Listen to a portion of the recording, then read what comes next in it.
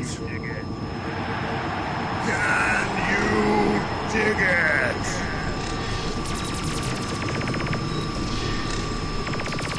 Ladies, gentlemen, friends, foes, lurkers, regulars, GMO people, organic people. Boiler room. Inbound. 5, 4, 3, 2, 1.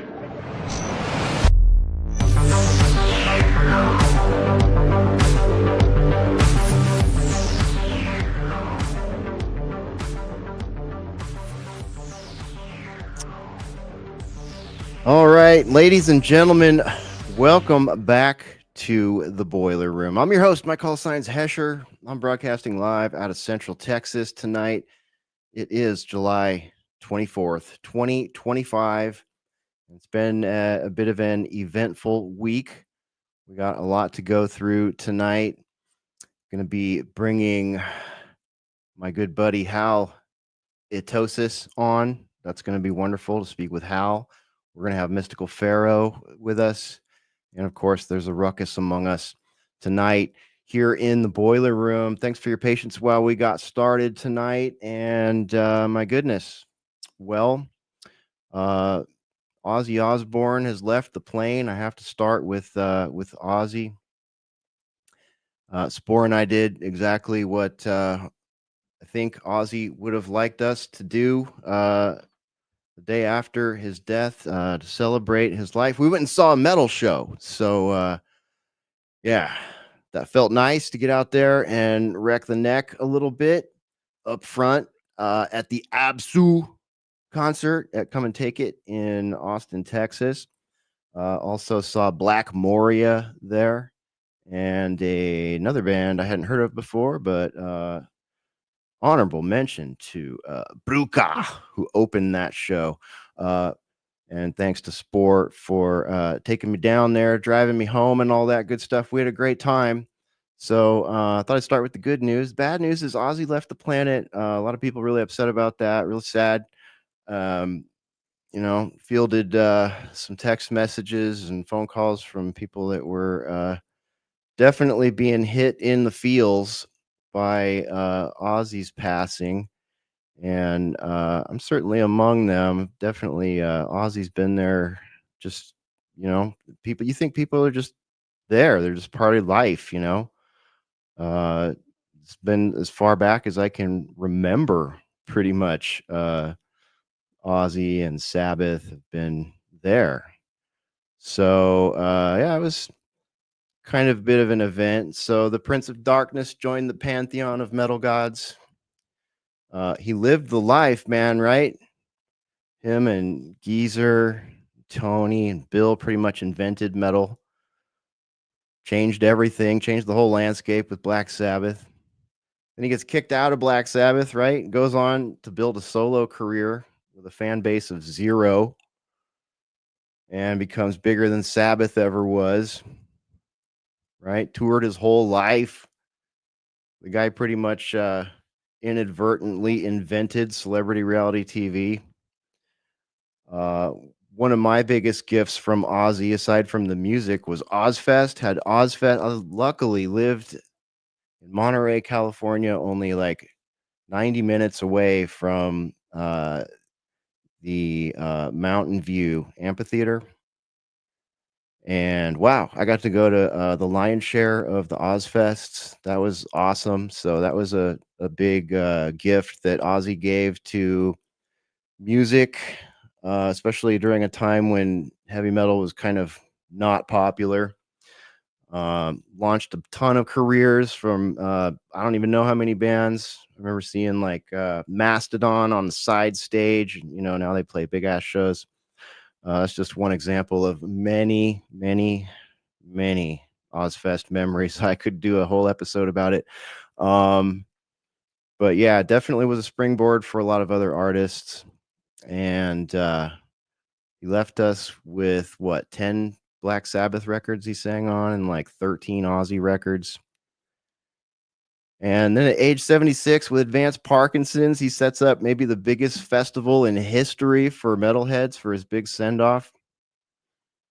He could barely fly from the US to the UK or for this, but he did the show with great heavy metal honor and a lot of heart from his black throne there on stage.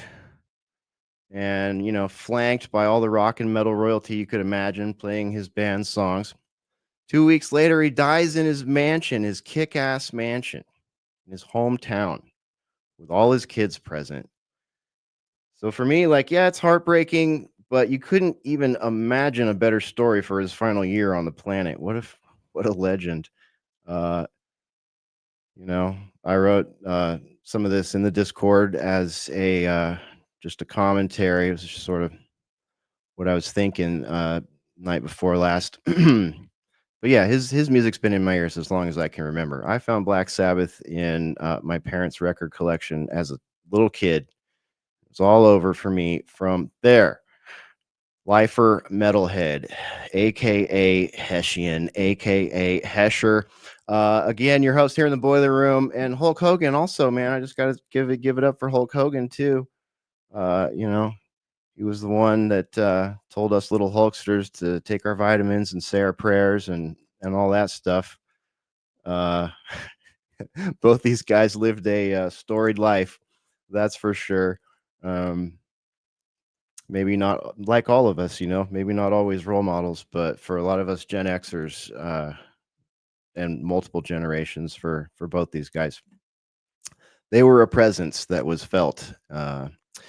So thanks, Ozzy. Thanks for all the memories, the concerts, festivals, the laughs, countless people I met along the way, and all the inspiration and attitude that you gifted me and so many others.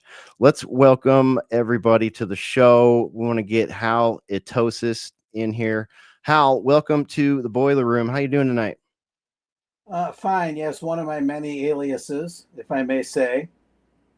But I gave a little hint there, AKA MA, Stop the Press is the Truth Hound. Try and figure it out. It's a little dodgy, but hey, doing fine. Lots of interesting news concerning Mike Huckabee almost having a paradigm shift, but I guess he pulled himself back from the brink. and the Sun Valley elites met recently in Idaho. It's sort of the Western U.S. Bilderberg, only a little bit more fun, not quite so grim. Kind of an interesting thing there. Some media buyouts that are apparent. And so, yeah, much to talk about. All right. Excellent. Eileen in the chat says, hey, Mark, she got it. She knows who Hal Itosis is. So, yeah, great to see you here, Mark. Let's welcome the Mystical Pharaoh. Mystical Pharaoh will be dialing in from the same secret location, outdoor on the beach studio with a cigar yet again this week. Mystical Pharaoh, welcome to the show. How you doing? I'm doing good, man. How are you? I'm fantastic. Yeah, it's sad news about Ozzy. It's funny. A couple of weeks ago, we're talking about the death, the water, right? And that's cans that he was gonna make for people. So I'm wondering if he got to make it or not.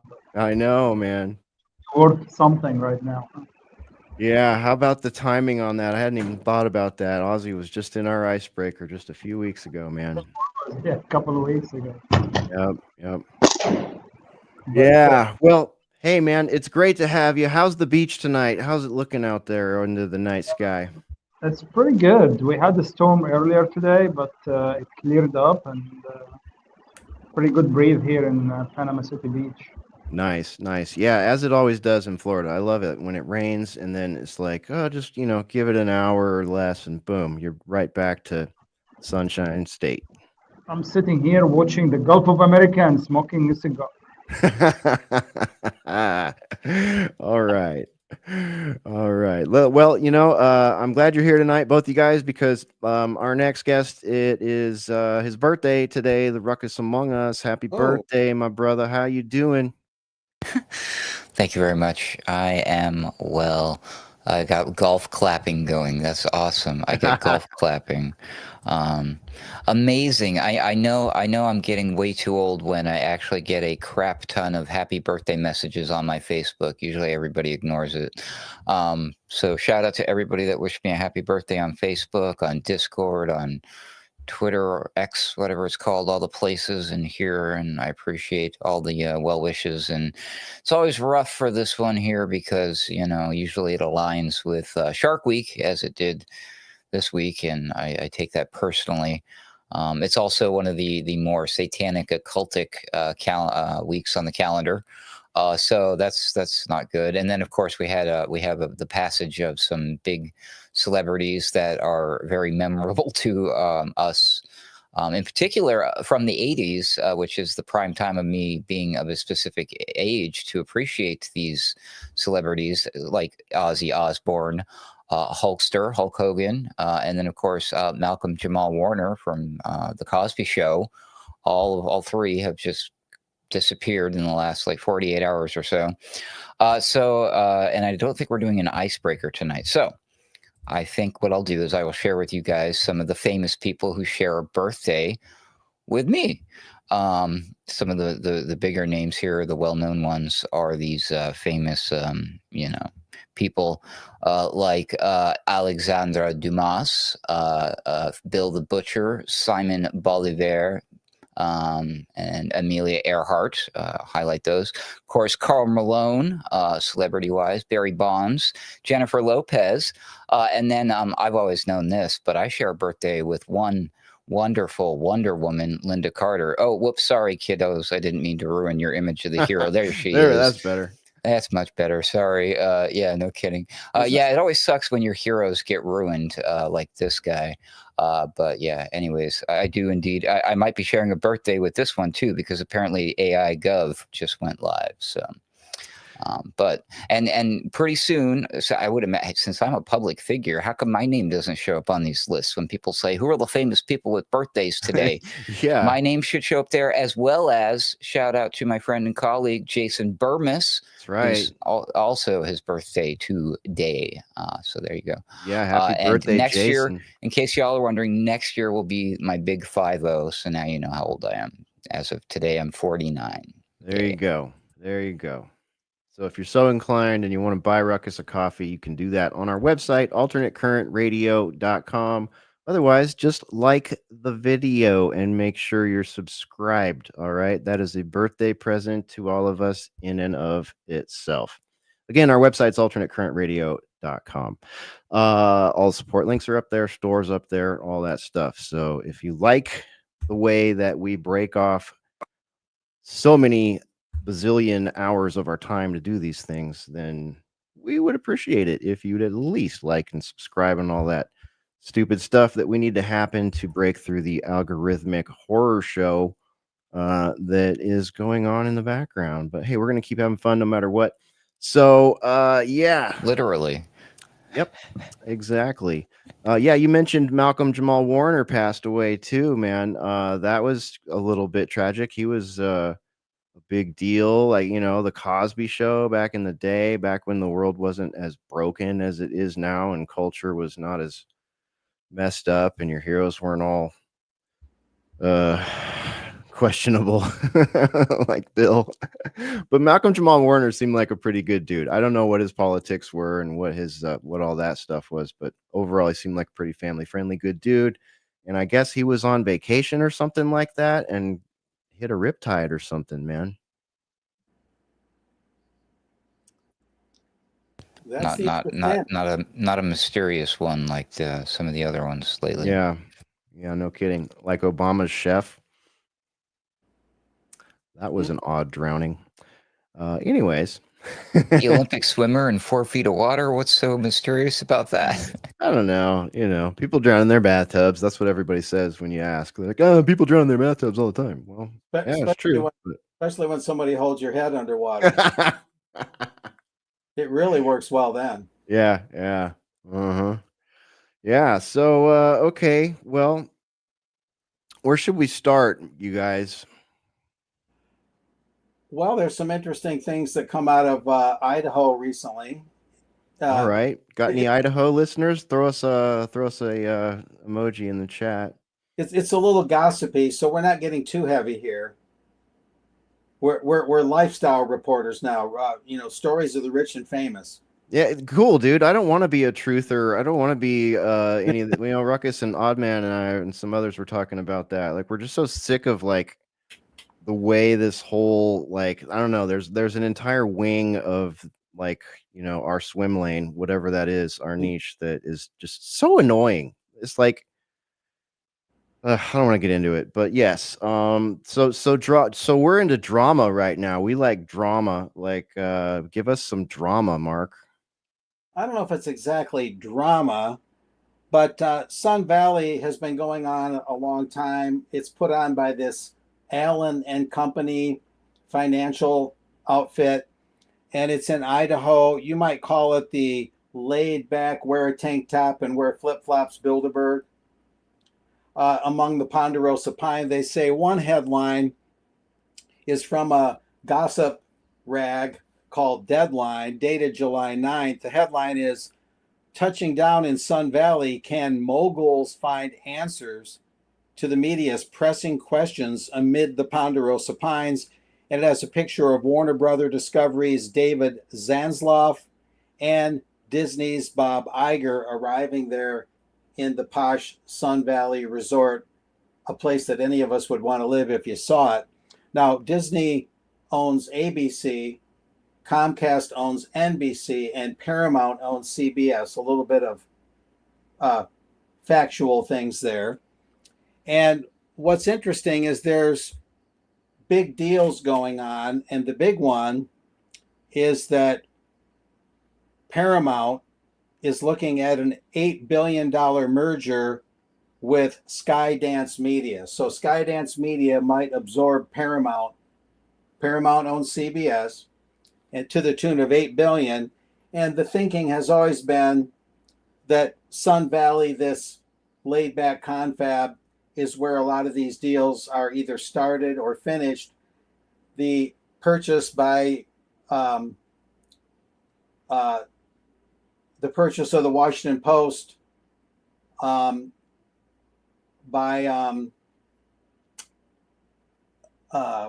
what's his name?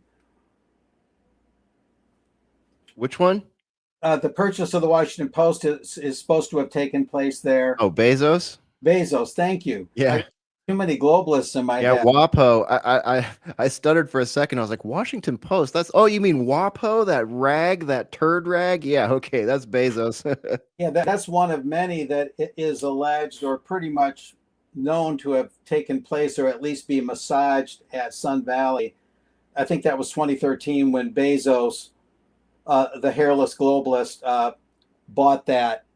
And there's many other deals that have went through there. But now what's going on is also Skydance might be looking at spending $250 million on The Free Press, an online news site that happens to be owned or run by Bari Weiss. Now, Bari is Bari. That's a woman. And they claim to be just as objective, unbiased, get all views out there that they can. And yet, if you look into it at Miss Bari Weiss, she's all but an ardent, fervent Zionist and comes down heavily on the side of Israel on most issues, describes herself as center but left-leaning, which is pretty wobbly. And so what's strange here is that meanwhile, the Trump administration was in a lawsuit with Paramount fairly recently, and I believe it was settled. And Trump took issue with Paramount owns CBS. CBS puts on 60 Minutes, and Kamala Harris was on there. And the Trump administration or the Trump campaign took issue with the way 60 Minutes, aka CBS, conducted the interview of Kamala Harris, and there was a lawsuit. And there's all this talk about the Federal Communication Commission and the Trump administration demanding that the FCC under Trump would want a more fair, inclusive media that's open to all views. You know, if you're going to be on the public airwaves, you've got to operate in the public interest. And if you're going to operate in the public interest, you've got to represent all views. And so, on the one hand, the Trump administration seems to be demanding through its FCC that CBS shape up. And yet, we're seeing a merger, Skydance wanting to buy Paramount, which owns CBS. And I think we've always understood that the best way to keep media honest is to prevent conglomeration, to prevent consolidation. And yet, I've seen no evidence that the Trump administration or the FCC under Trump, and maybe I need to look longer, but I've seen no evidence yet that they're going to stand in the way of the merger. So if Trump is worried about media bias, why allow more mergers? Skydance buying not only Paramount, which owns CBS, but buying the Free Press for $250 million. See, FCC approves Paramount Sky. Yes, so there you go. It looks like it's all but a done deal. So Trump's FCC, or Trump himself, wants, publicly responsible media, and yet consolidation continues. And it's always been understood that consolidation and more monopolization is the worst thing you could allow to happen. See, so there's a problem here with the Trump administration's FCC, unless there might be some action later that would retract this or modify it. But here's the other twist. The New York Times understands that Miss Bari Weiss, Weiss, would, as by virtue of her The Free Press, of that thing she runs being bought out by Skydance, and Skydance buying Paramount, which owns CBS, that somehow she would take, quote, a major role in shaping CBS News editorial direction. How would that work? And so we've got a problem here. If the Trump administration, on the one hand, wants a more honest CBS News, but they're going to allow them to become part of a larger conglomerate, that's driving in two directions at the same time. That doesn't work. So, so the Skydance guy is the son of Larry Ellison? Yeah, Skydance's CEO is David Ellison. David Ellison. Larry Ellison's son. Looks like his clone. Yeah, it does. Look at that. It's his son, yeah. David Ellison. It's Larry Ellison's son. Oh my goodness. Wow. I wondered about that earlier. So all the technocrats are buying the basically media as well. That's what it's going, right? Yeah, and it's consolidation. I mean, whatever you might think of CBS, ABC, NBC, the worst thing, and I've been at this a long time, is to allow more consolidation and big fish swallowing small fish. Tell me how that's a good thing. No, Well, this is a very bad thing, right, Pharaoh? It is, and the bad thing about it is, again, it's a consolidation of the hand of the same people that Trump sat with them in his first press conference, right, doing that AI announcement, right? So now it's going into the hand of the technocrats, from Oracle, right? Bezos, maybe Musk, and Musk have Twitter, right? So I don't know. So no wonder why his FCC approved it, because I mean, we know he's actually in a pretty good relationship with Larry Ellison. 100%. This is exactly why, when we talk about technocrats, this is yet another reason why I often have to add Larry Ellison to the conversation, because we talk, these days, thankfully, you and I talk about Palantir a lot. Finally, talk about Elon Musk, Peter Thiel, Sergey Brin, all these people from Google, all these other companies, but people often overlook Oracle. And my thing as an IT person with experience in all this stuff, none of those other guys' softwares work unless they're attached to Larry Ellison's database. All right. They don't work. they can't manage big data without an Oracle connection. They have an Oracle backend. That is where a large percentage of the magic happens, is in the database. You can't have big data without Oracle, pretty much, as far as our government's concerned. You could have it in a much more freedom-oriented sense if it was like actually open source and that kind of thing, but that's not the direction that technocrats want to go. The technocrats want us to forget about the open source revolution and the fact that everything that they do is doable on open source. But of course, all this shit is proprietary now, so you'll never get it Or in open source. decentralized blockchain. Yeah, that too. Yep, exactly. So not surprised to hear this, Mark. And yeah, now that we've verified that David Ellison is indeed Larry Ellison's son, you can bet this is going to, if it hasn't already been sealed, this will go through. And this is the antithesis of MAGA or anything like, you know, a move towards a paradigm like the Trump administration and the Trump White House spokesperson and the Trump campaign. They campaigned, yet another thing they campaigned on was getting rid of fake news, right? Which is sort of a dumb term for organized conglomerate propaganda, or what Mark has called a cartel of mass media. You can't have a cartel of mass media. I don't care who owns it. If it's some cool wakeboarding technocrat son, you can't have that going on and have a media that is serving its intended purpose, its traditional purpose Right. in American society. Exactly right. To be given access to the airwaves, there has to be what I would call even a solemn promise, a pledge, and action accordingly, to not leave out any views or any worldviews or schools of thought. But the media will continue to be that place where you can't bring up 9/11 in any radical context other than the conventional story, and any other bellwether issues will remain in limbo, will remain opaque, locked away in the dungeon, where the broader discussion that we can have about those things will never take place. Right. And they just gave us a great example, right? I mean, do I need to say it? We talked about it last week. We've been talking about it for years.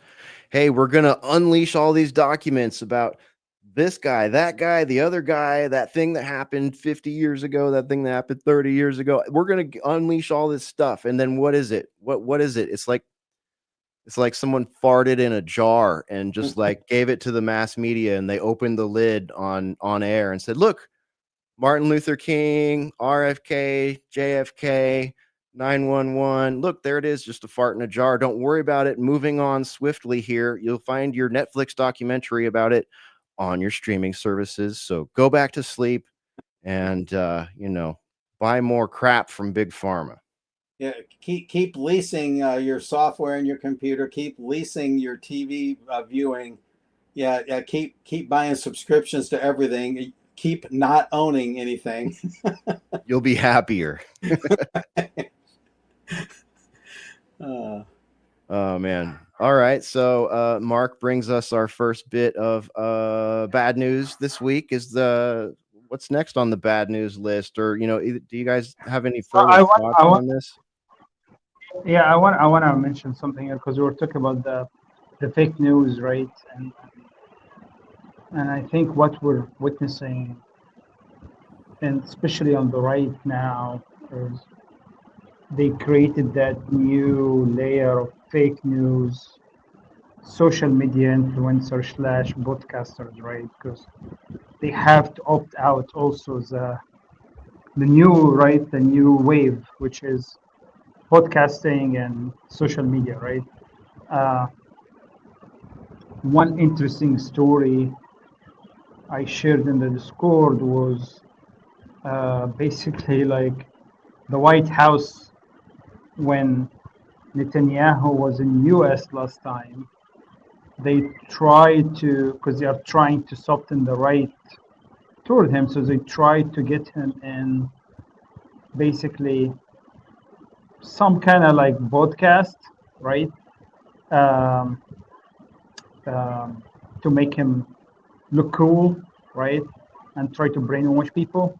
So the only one they can get him with was those Milk Boys, which is basically a bunch of kids sit down and drink, and like it's just pretty shallow crap.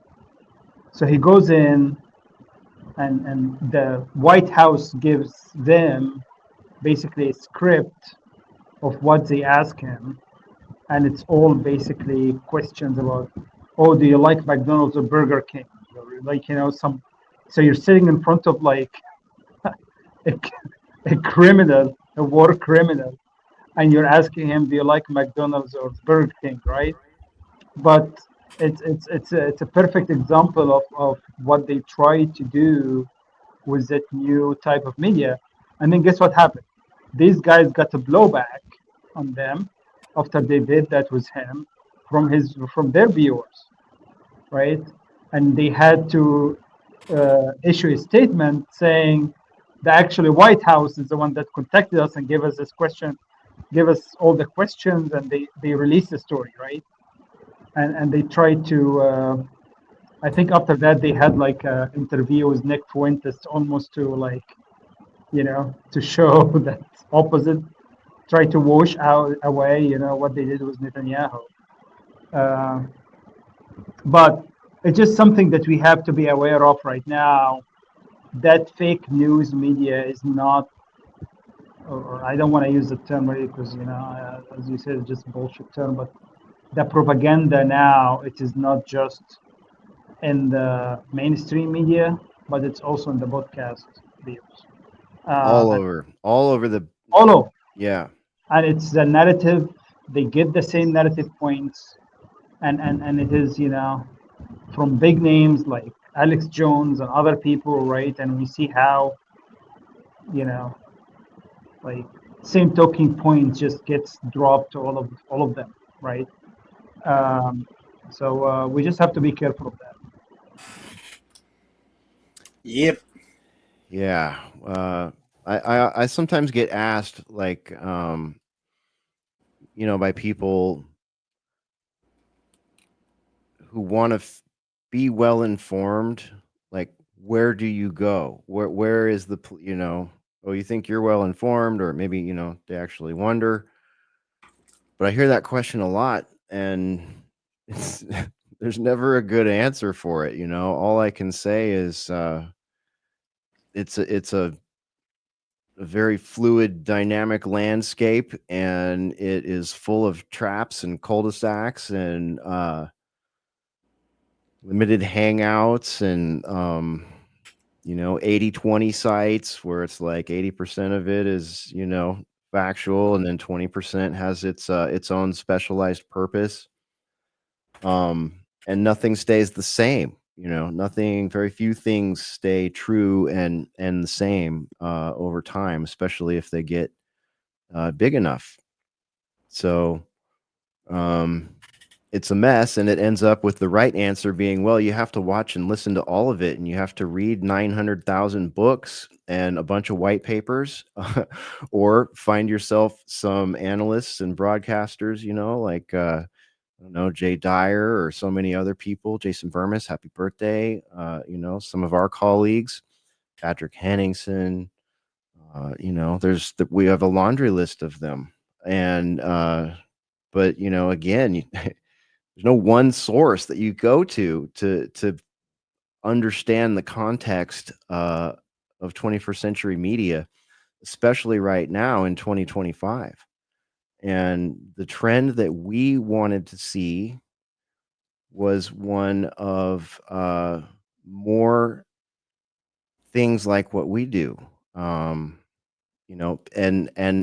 the technology that allows this not being blocked off to those people, right? Not being subject to algorithms and censorship and advertising monetization algorithms, and all that sort of stuff, shadow banning, visibility filtering, communications with multiple corporate, federal, and intelligence agencies to say which hashtags are okay to use and what analyses are okay to have and which ones aren't and which ones should have these. You know what I mean? That whole landscape is not what we wanted. We wanted an open landscape there so that you, the audience, could decide what you wanted to watch and who you wanted to support, and that there would be a level playing field for those of us doing it. But that's not the way this has turned out. Again, antithesis of things that were stated as part of the campaign for the current administration. So not going in that direction, you guys. Not surprised. So technocrats are going to take over. Technocrats are going to take over conglomerate like Paramount, CBS. You know, maybe we can call it like Oracle Network or something like that. You know, before you know it, remember when it was ABC, CBS, and NBC back in the old days? Kids, that was pretty much what we were working with. Came over airwaves. It was really neat. Looked really low res. But maybe we're on the way to a future where it's XTV, or I don't know, X streaming, and Oracle Live. I don't know, Oracle Plus. It's all going to be like Elon Musk's dream for X being the everything app. Apparently, that's the technocrat dream, is to have an everything app or something like that, because that looks like the toy that Larry Ellison's son is about to get is a everything media app. How fun. And you can watch that while you're sitting in a Tesla diner. Yeah. Laying back in your Tesla, watching it on your rooftops LED screen, right?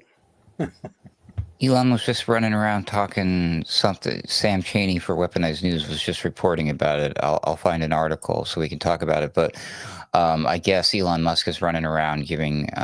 They're talking about how many Neuralinks are going to be implanted and by when, and how much the company is going to be evaluated at by what year. He's got a plan. He's like, this many tens of thousands of people every year are going to get the chip. They're ready to do this thing. Oh yeah, did you maybe saw this one? Let me throw it on the screen here. See if I can increase the size on that sucker. Neuralink from the Neuralink X account here, who has a gold star. Look at that. Gold star. This is what they posted 3 days ago. We successfully completed both P8 and P9 this weekend. Our first time performing 2 surgeries in one day. Both participants are recovering well and in great spirits. We look forward to supporting them on their Neuralink journey. And then Elon commented on that, and he said, Neuralink will do life-changing good. I think he meant life-changing good for ultimately millions, maybe billions of people. Imagine your loved one being able to walk again, or your parent with dementia being able to recognize their child again. So there you go. There you go. I got myself in trouble replying to that post. I caught the attention of more than a few of the loyal acolytes. I think what I did is I took that post there where he's saying that, and I crossed out some of the words, and my correction for that was that Neuralink will wreak life-altering havoc on potentially millions, maybe billions of people. Imagine your loved one stumbling around like a glitchy robot, or your parent with dementia being force-fed creepy tech just to recognize you.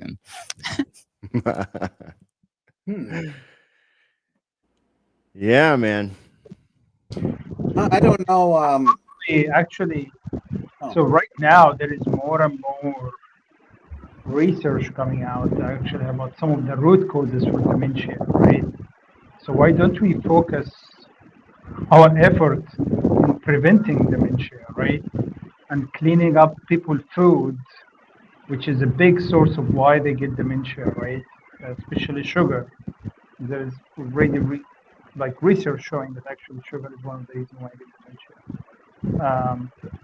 So I think that will be a better use than trying to go and how the hell is he gonna get billions? Or do we really have billion of like crippled people walking around? Right? I was kind of laughing in my head about that too. Like, okay, you're gonna.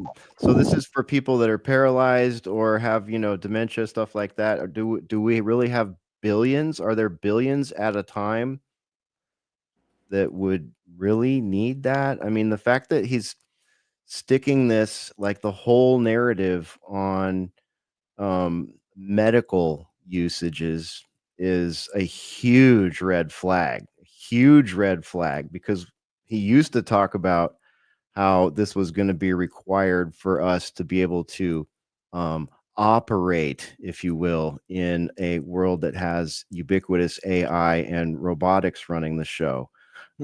So let's not forget that that was something that was said by him a long time ago, and now it's always just, oh, it's for the paraplegics and the dementia people, and but we need to have so many of them that we could potentially do thousands of these surgeries, aka installs, a day. Yeah, that's a good point. They may be trying to put the best face on this. I mean, in and of itself, me knowing someone personally who has a neurological disorder, that would be, if done correctly, a welcome thing to counteract that. But like Pharaoh said, most of the effort, maybe not all, but most of it should be in preventing Parkinson's, dementia, all these different things, ALS, by cleaning up the water in the food, the soil, the air, by localizing gardening and getting rid of factory farms, or at least reducing them. Come at it from that end mostly. And then, yes, there are, there's brain implants now that are used for Parkinson's patients that have some success. It's kind of touch and go, works better for some people than others. So even in the best case scenario, the neurological things they have now that are implanted or used in other ways have a mixed bag of success. They work a lot better on some people than others. Some they fail totally. See, so even if it were used for the most benign uses, just how successful would it be?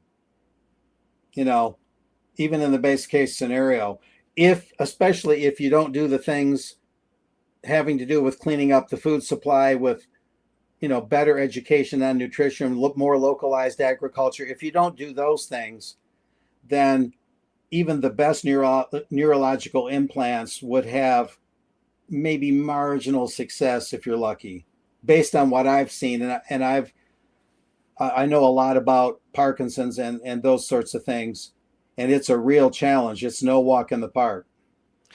Yeah, no doubt, man. That was something Ozzy was living with in his final years. That and Right. Yep.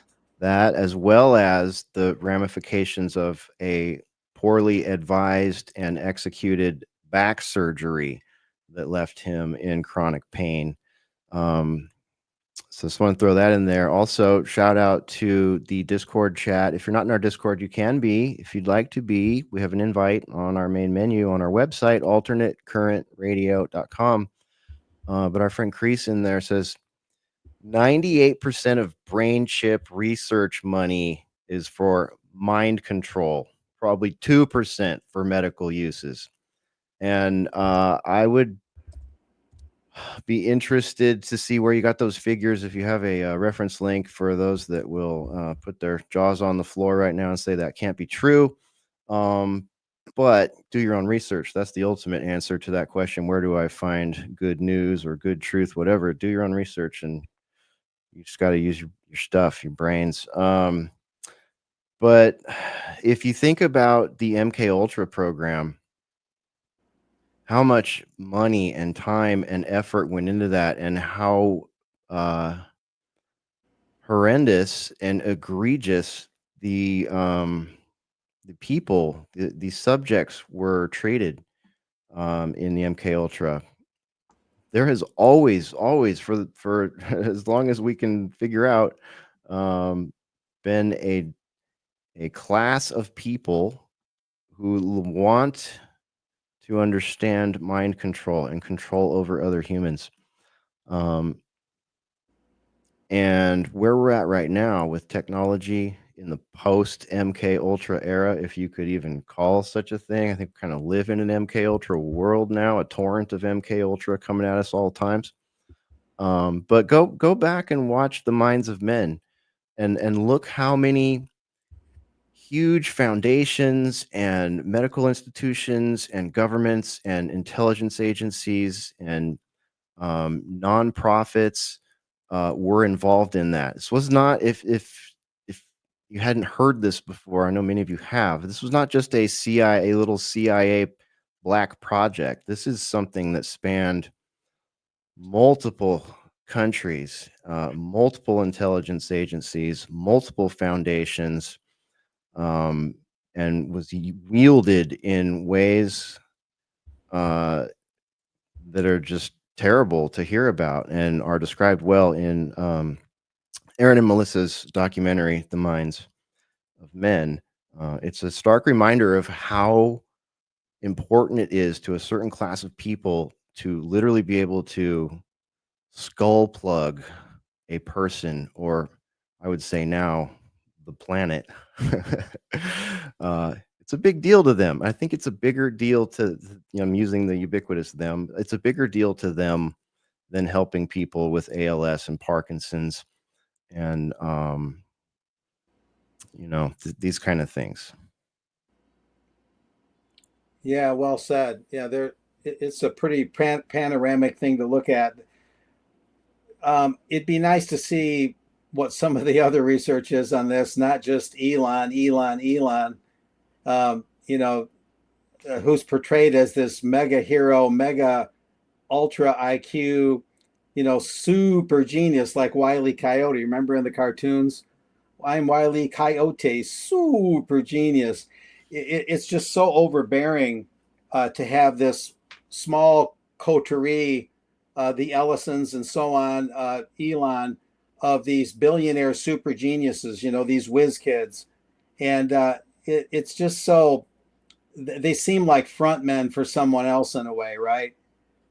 It's like, do they really even have that much money? I mean, do we even know what their bank accounts really have in them? Or are they just the face of someone else? Where does truth begin and falsehood end? I don't know. You know what I mean? I'm speculating, but these people just seem, especially Zuckerberg, they just seem like figureheads.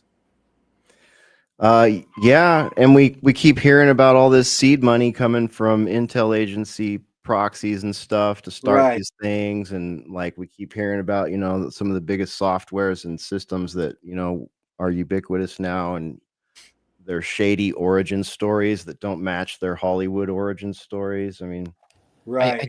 I did some research online. It was a few months ago because I found it intriguing because of a clip from a YouTube video I'd seen. I was like, oh shoot, yeah. Apparently, like the world's most wealthiest people, no, you've never heard of them.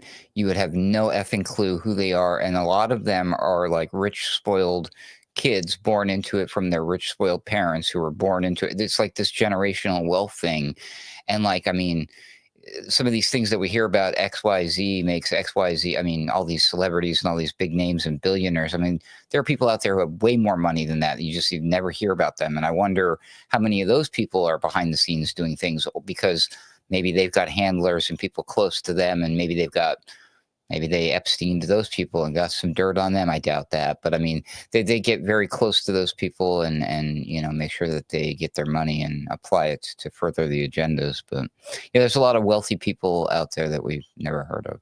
Nice. I believe so too. Yeah. Yeah, absolutely. I mean, if you really were the wealthiest, like, wouldn't you want to be anonymous? Like, can't you assume that is a inherent desire of them? People who go out there and publicly say how much Bitcoin they have, next thing you know, they're getting like kidnapped and tortured and their fingers cut off to try to get their seed phrases and all sorts of stuff. So yeah, absolutely, yeah. It blows my mind that Elon Musk would be out there and toting around his kid, and yeah, I mean, and Trump after like having an alleged assassination attempt on his life there, he's going to surround himself with another person who has had tons of death threats and attempts on his life, and you would think he'd be a huge target, and all the fervor or what's the word I'm looking for? Not furor, but furor for over his symbolic gesture during the Trump times when they were still buddies. You know, the one where his heart goes out to you. Yeah. Anyway, yeah, you would think, why would you put these two people in the same room together? Some nut job is going to make a pass at him, right? Makes no sense. If I was Trump, I'd be like, this is the last guy I want near me. What are you doing? Stay away from me, right? And the funny thing is, when you look at these guys and you hear them talking, they're just a bunch of like autistic like kids or on the spectrum. Like, I was really baffled when I like heard like Peter Thiel talk. That guy, like, there is no way that this, like, how did this guy make it so far? You know, there's no pointers whatsoever to tell me that that guy have the mental capacity to get where he is right now. Right? Yeah. Well, something's going on there, man. There is definitely a story there, but that was sure strange to we featured some of those clips a week or two ago, but they were very strange. Just real quickly, I know Hal has to go pretty soon here. Hal 9000. I mean, Hal Itosis. I see you've turned your camera off though, so don't rush back if you're have stepped away. But I know you got to go soon, Mark. So just wanted to throw that out there as a opportunity for you to do so. But yeah, Pharaoh, those Peter Thiel comments, man, what the heck, dude? All the Antichrist stuff and everything. Holy crap! Yeah, it just really, I don't know. It's just, it's funny when you see the pattern of all these Silicon Valley billionaires and their persona, right? It's all the same, almost similar personas, right? It just raises a question. Why are It's these guys? whatever drug they're on, dude. Maybe, who knows? Ketamine, It's the microdosing adrenochrome. ketamine. They love that ketamine stuff. Those technocrats. They like to No, microdose. they have the adrenochrome drip. It's like it's a patch, a dermal patch, and it releases. It's like the nicotine patch, but for adrenochrome. There you That's go. disgusting. How dare you put that in my head? Ow! All right, Mark. I know you might have another story you wanted to throw out there, but I know you got to crash out soon. So hit us with whatever you got. The floor is yours. Well, I'll give you one other tasty morsel. It doesn't require a lot of discussion. Trump is, and it's not a bad idea in and of itself, supposedly and allegedly, apparently backing out of UNESCO, the United Nations Educational, Scientific, and Cultural Organization, which is hyper internationalist, world governance, ultra left wing, LGBTQ, abort every baby that you can. The leading cause of death in 2024 in the world was abortion, and the UNESCO is all good with that. And they're, everything is DEI and woke as woke can get. So, okay, let's get out of UNESCO. Trump is saying, and of course that on the surface that sounds good. And under the UNESCO rules, though, it can't actually be officially concluded until the end of 2026, another year and a half to go. It's kind of like backing out of the WHO, which on paper, evidently Trump's administration did, but according to the WHO's rules, that won't be until January of 2026.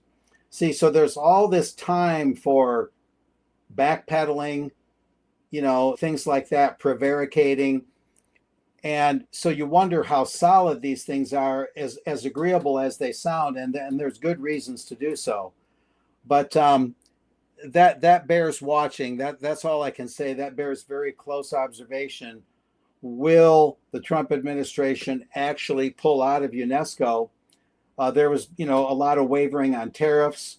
I think people, even that don't care for Donald Trump as well as those that support him. I think they're just looking for more consistency.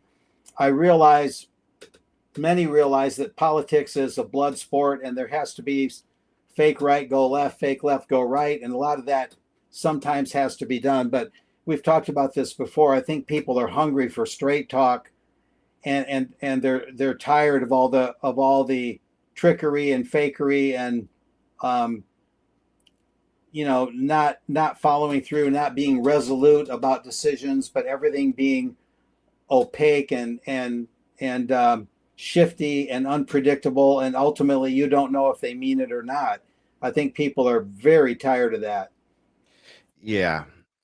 UNESCO. I'll let you go in a second here, Mark, but let me just read something about UNESCO real quick for the uninitiated. The United Nations Educational, Scientific, and Cultural Organization, right? Sounds great. Sounds very peace oriented. It's a specialized agency of the United Nations with the aim of promoting world peace and security through international cooperation in education, art, science, and culture, right? Sounds wonderful.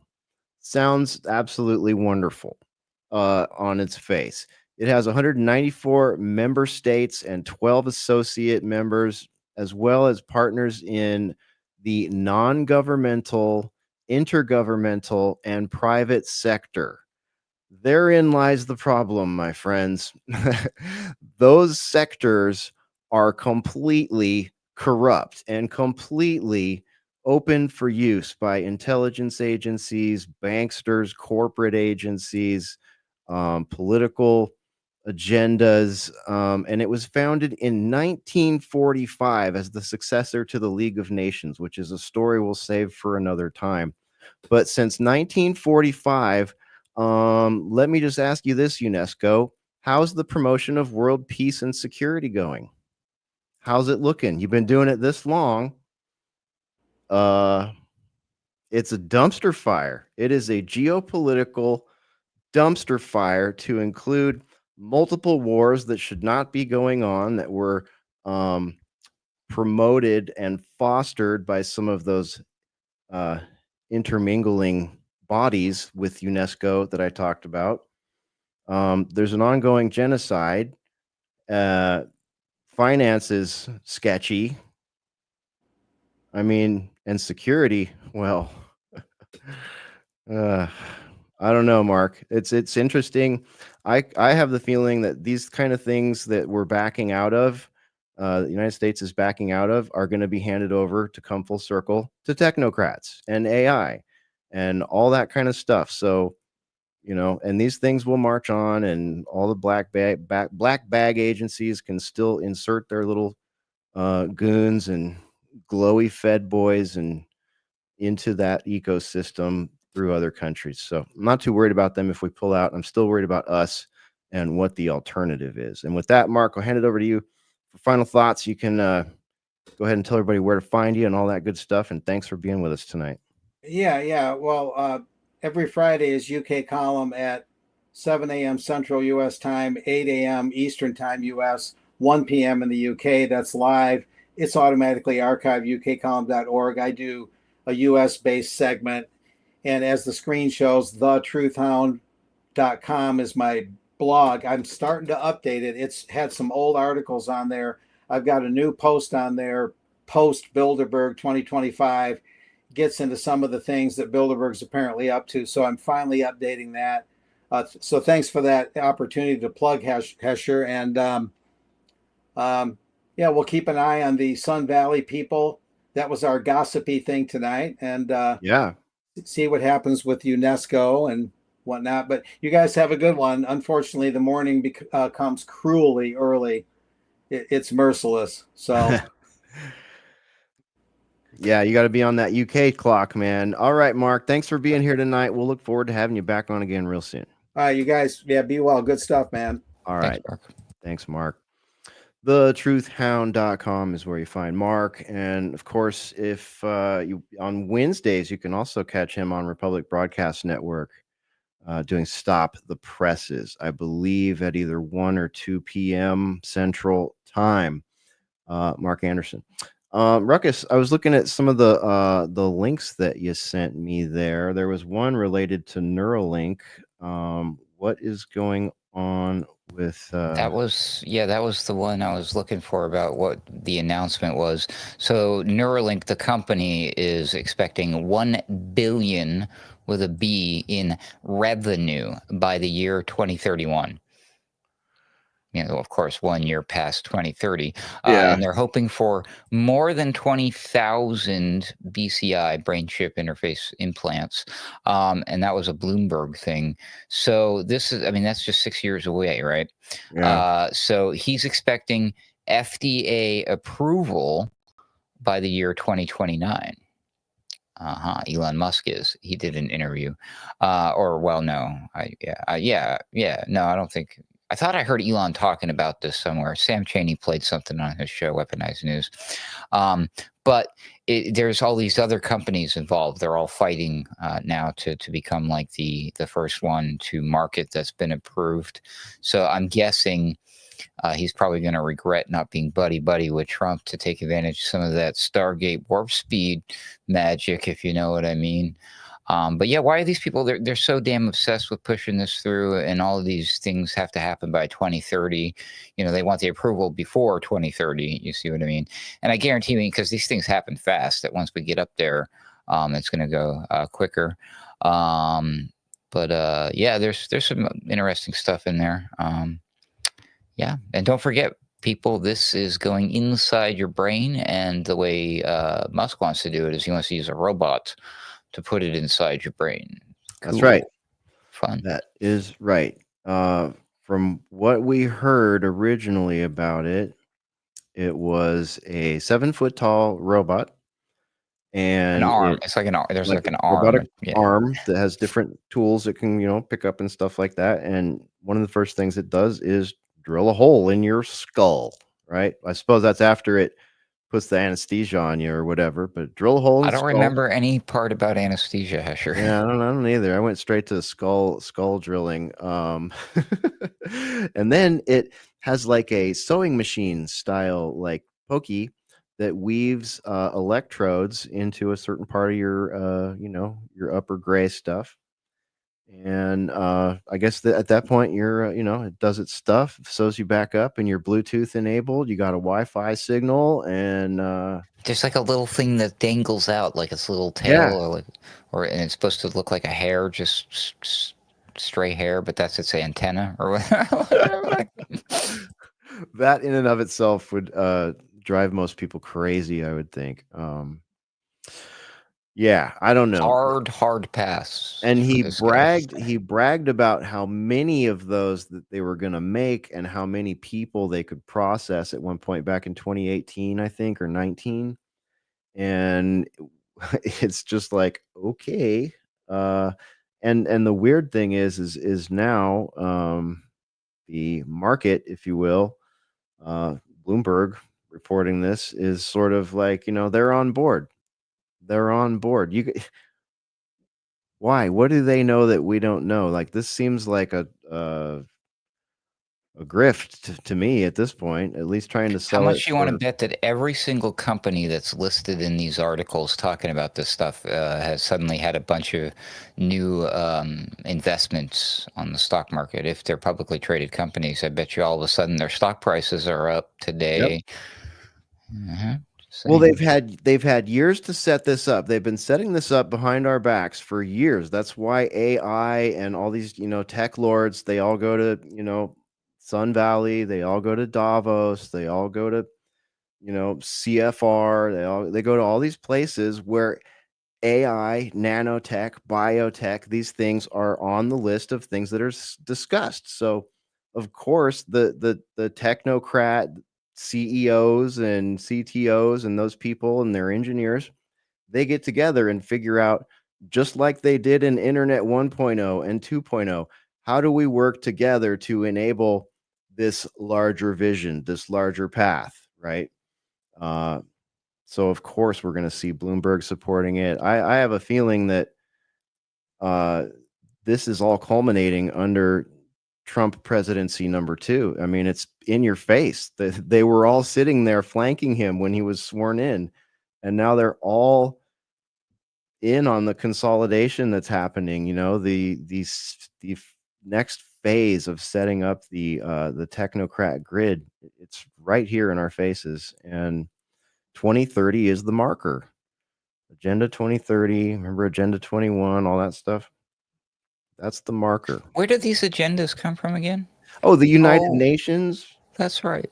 Yeah, at least that's where they like to publish them, but it's from a much shadier star chamber of people that go to the United Nations probably to set these How long things before the up. United Nations is replaced with? Oh shoot! I shouldn't say that Wait because a minute. we're probably heading there. Wait a minute. Yeah. All right. So Neuralink is going to be huge, and they're going to make everybody want one, or they're just going to help all the people that are suffering afflictions. And it's good. It makes perfect sense because, you know, Trump, being promises made, promises delivered kind of guy that he is, except for all of the promises that he's made that he hasn't delivered on. But we're not going to worry about those right now. It's a long growing list. Of course, we discussed this already till the cows came home already and left again and came home again.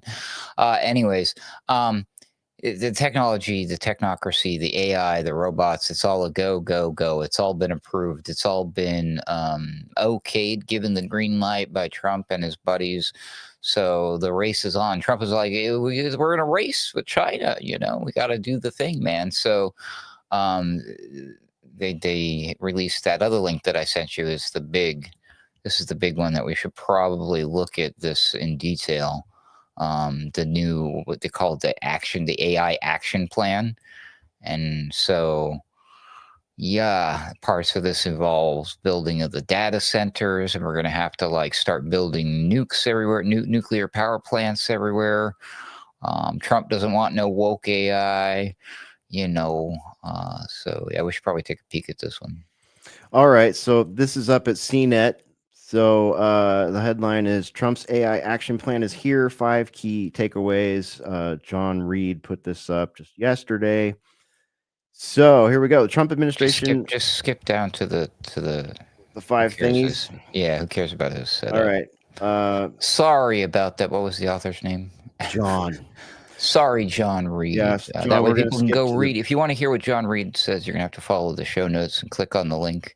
There you go. That's right. We'll skip to the meat here. Slashing regulations for AI infrastructure. We've already talked about this on this show a number of times. We've talked about the amount of power that is required for these things.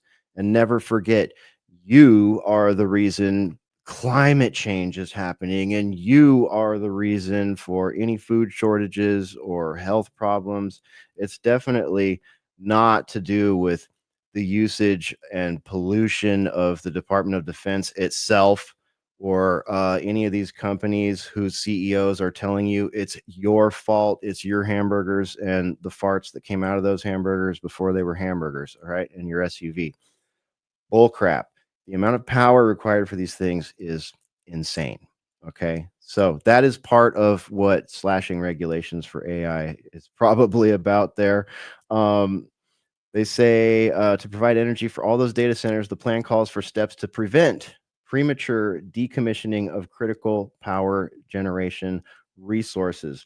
This likely refers to keeping coal-fired power plants and other mostly quote-unquote fossil fuel-driven infrastructure online for longer, like they have some other option. You know, what are they going to do? Bring us, Tesla energy? No, can't have that. That's locked up. So yeah, they're going to actually need maybe. Bring on. Yeah, for them, not for us. Yeah, so environment. It says I'm just paraphrasing here. It says it blames environmental regulations for getting in the way to building their data centers. So that's a big part of this thing with regulations. The politicization of it again is, of course, well, those crazy lefty people, they're the ones in the name of the climate justice shut down the coal power plants. Okay, well, fine and dandy, but when Trump was, wait a minute. Hesher, before I moved to Texas, didn't you guys have a little bit of an issue because you had like this failure of the energy grid? Why are we Yeah. making such an effort to worry? Now we're going to remove all of those sticky, weird red tape regulations now, not in the name of saving ourselves, the humans, from freezing to death or burning to death in the summertime. No. We need to do it because we're in an AI race with China. Now we're going to do all of the things that should have been done to help us, human beings. We're going to do it to help the robots now. Now it's okay to just tear down the walls and piss off all the people and do all the things. It's okay. And everyone's going to be on board this because it's safe and effective, and it's going to make everybody's lives better. And the crazy social climate warriors, they'll be happy. They'll be in their coon pods, right? Yeah. Pharaoh, what do you think about that, Hugging man? trees. Right. Pharaoh, what do you think, dude? It's like they've just browbeaten everybody for generations now about man-made, problem, this and that, and all this, fossil fuel stuff. And like Ruckus points out, we have houses, entire neighborhoods that blow up in states sometimes, like California, because the gas lines aren't properly maintained. We have huge fires that break out because the power lines aren't properly maintained, and we've been told that we have to shut our what is coal and what is it, like 86% of our country's power is basically in that realm. But now they're going to change their tune for data farms and server farms. Well, how does that make you feel, Mr. Farrell? Makes me feel like disposable second class. I wouldn't even call it citizen, because it's really like they don't care about the citizens anymore. So second class. You're a serf.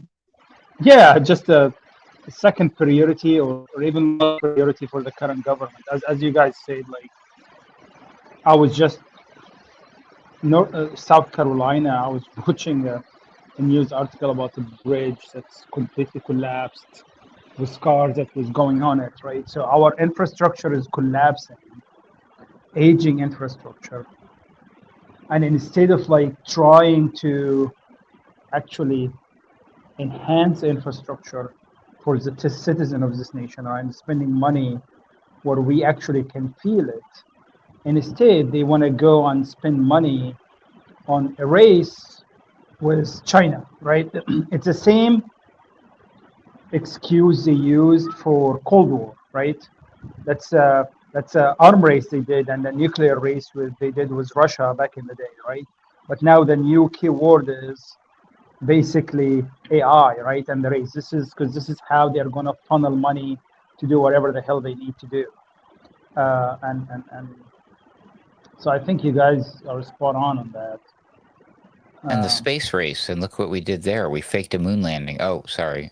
We may have allegedly, potentially, possibly faked a moon landing just to upstage Russia. It's a good thing that they would never do something like that with the AI. They would never fake like an AI Skynet general intelligence. We got the world's smartest AI. Never mind. No, there's no precedent for that, except for all of Hollywood and all of the sci-fi novels. No one would ever think of that. Shimini. Okay, let's move on to the next one here. What do we got? Fewer rules around AI technology. Congress ended up not including a moratorium on state AI rules in the recently passed tax and spending bill, but efforts to cut regulations around AI continue from the executive branch in the action plan. AI is far too important to smother in bureaucracy at this early stage, whether at the state or federal level. That's a quote unquote, says in the plan. And the plan recommends that several federal agencies review whether existing or proposed rules would interfere with the development and deployment of AI. I mean, dude. Deployment? Interfere with the deployment? What kind of language is that? I mean, has it not been deployed yet? It's on all our stuff, whether we want it or not right now. You have to go to great lengths to not have it around. Deployed. So they're not only like looking to, they're looking to just, we're only on the item 2 here. And what I'm seeing is they're looking to completely clear the way for this to do whatever it's going to do. They're not going to give your state the right to put any sort of bottleneck on it. Not that any governor in this state would know how to do that without just, like South Park unplugging the giant router, turning the internet off or something. There's no. So they don't want any environmental policy to get in the way. Yet your dog can't take a shit in the national park or even go to the beach with you now. But they don't want no ecological surveys, nothing like that getting in their way. No overuse of energy getting in the way. No, that we have to sunset this factory, this power generator over here because it's too old. Nope, you can't do that. We might need it for the AI. And okay, all right, what's next? I'm not even going to read the whole one there. I don't need to know. We need to divert your drinking water supply to help cool the data center. Sorry. Yeah, right. Right. Used to be to save the minnows. Now we got to save the AI, Hesher. Yeah, they're gonna.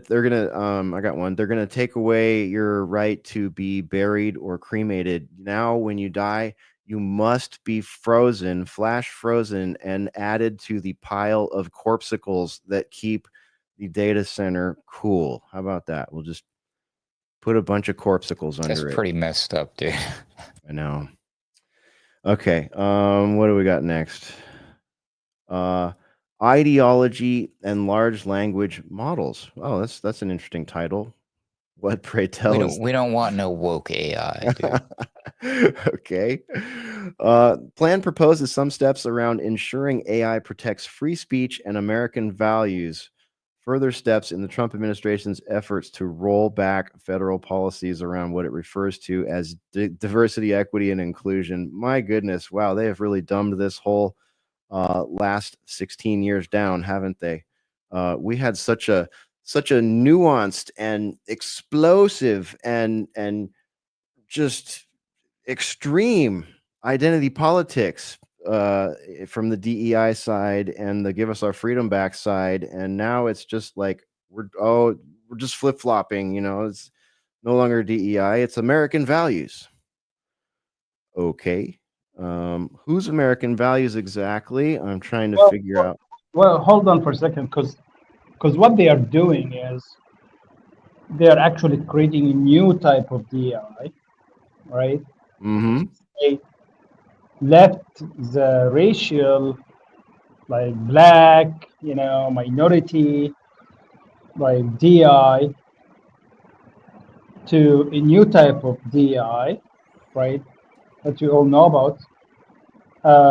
And I'm wondering, are there any mentioning of how to prevent AI from being anti-Semite in that article now? Well, I mean, you bring up a good point because according to the Trump administration and the Trump cabinet, by and large, as far as I can tell, and the Senate and the Congress, minus maybe 6 Congress people,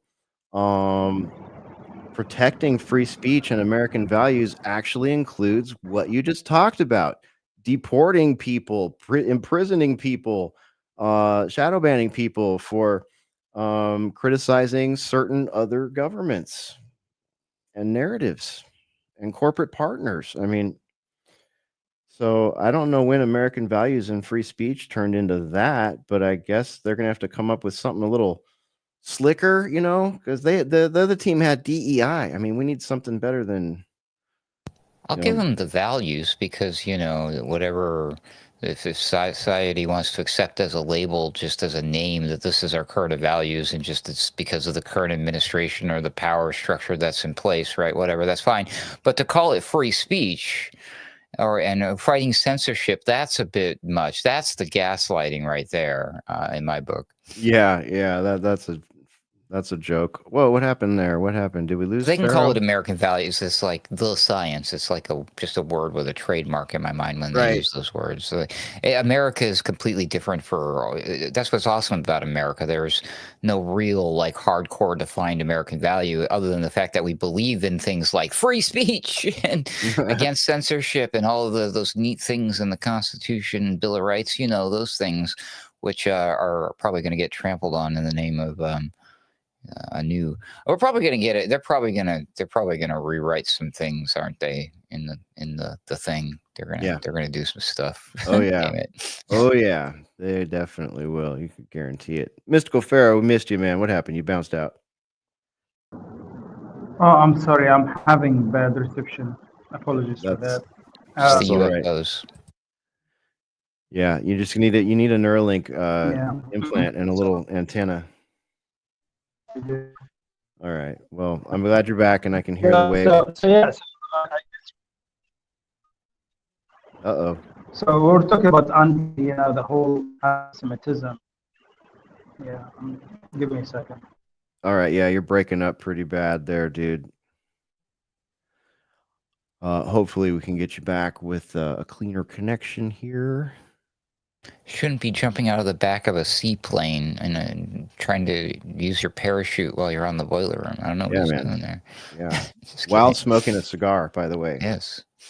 All right, we'll wait for him to chime back in, but in the meantime, let me just get through this ideology and large language models. I'm curious what this actually means. Let's see what kind of weird technocrat globalese they're gonna drench this turd in.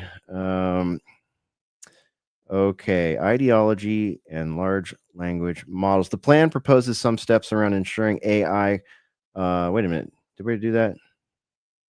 Okay, it turned me off right away, and I didn't finish it. Going on, it calls for eliminating references. Yeah, so you stopped at the DEI, but the other thing is that they're talking about problems of misinformation and climate change as well. So all the things that we've been like, we have a problem here, but again, no action until it's in the name of saving the AI. Go ahead.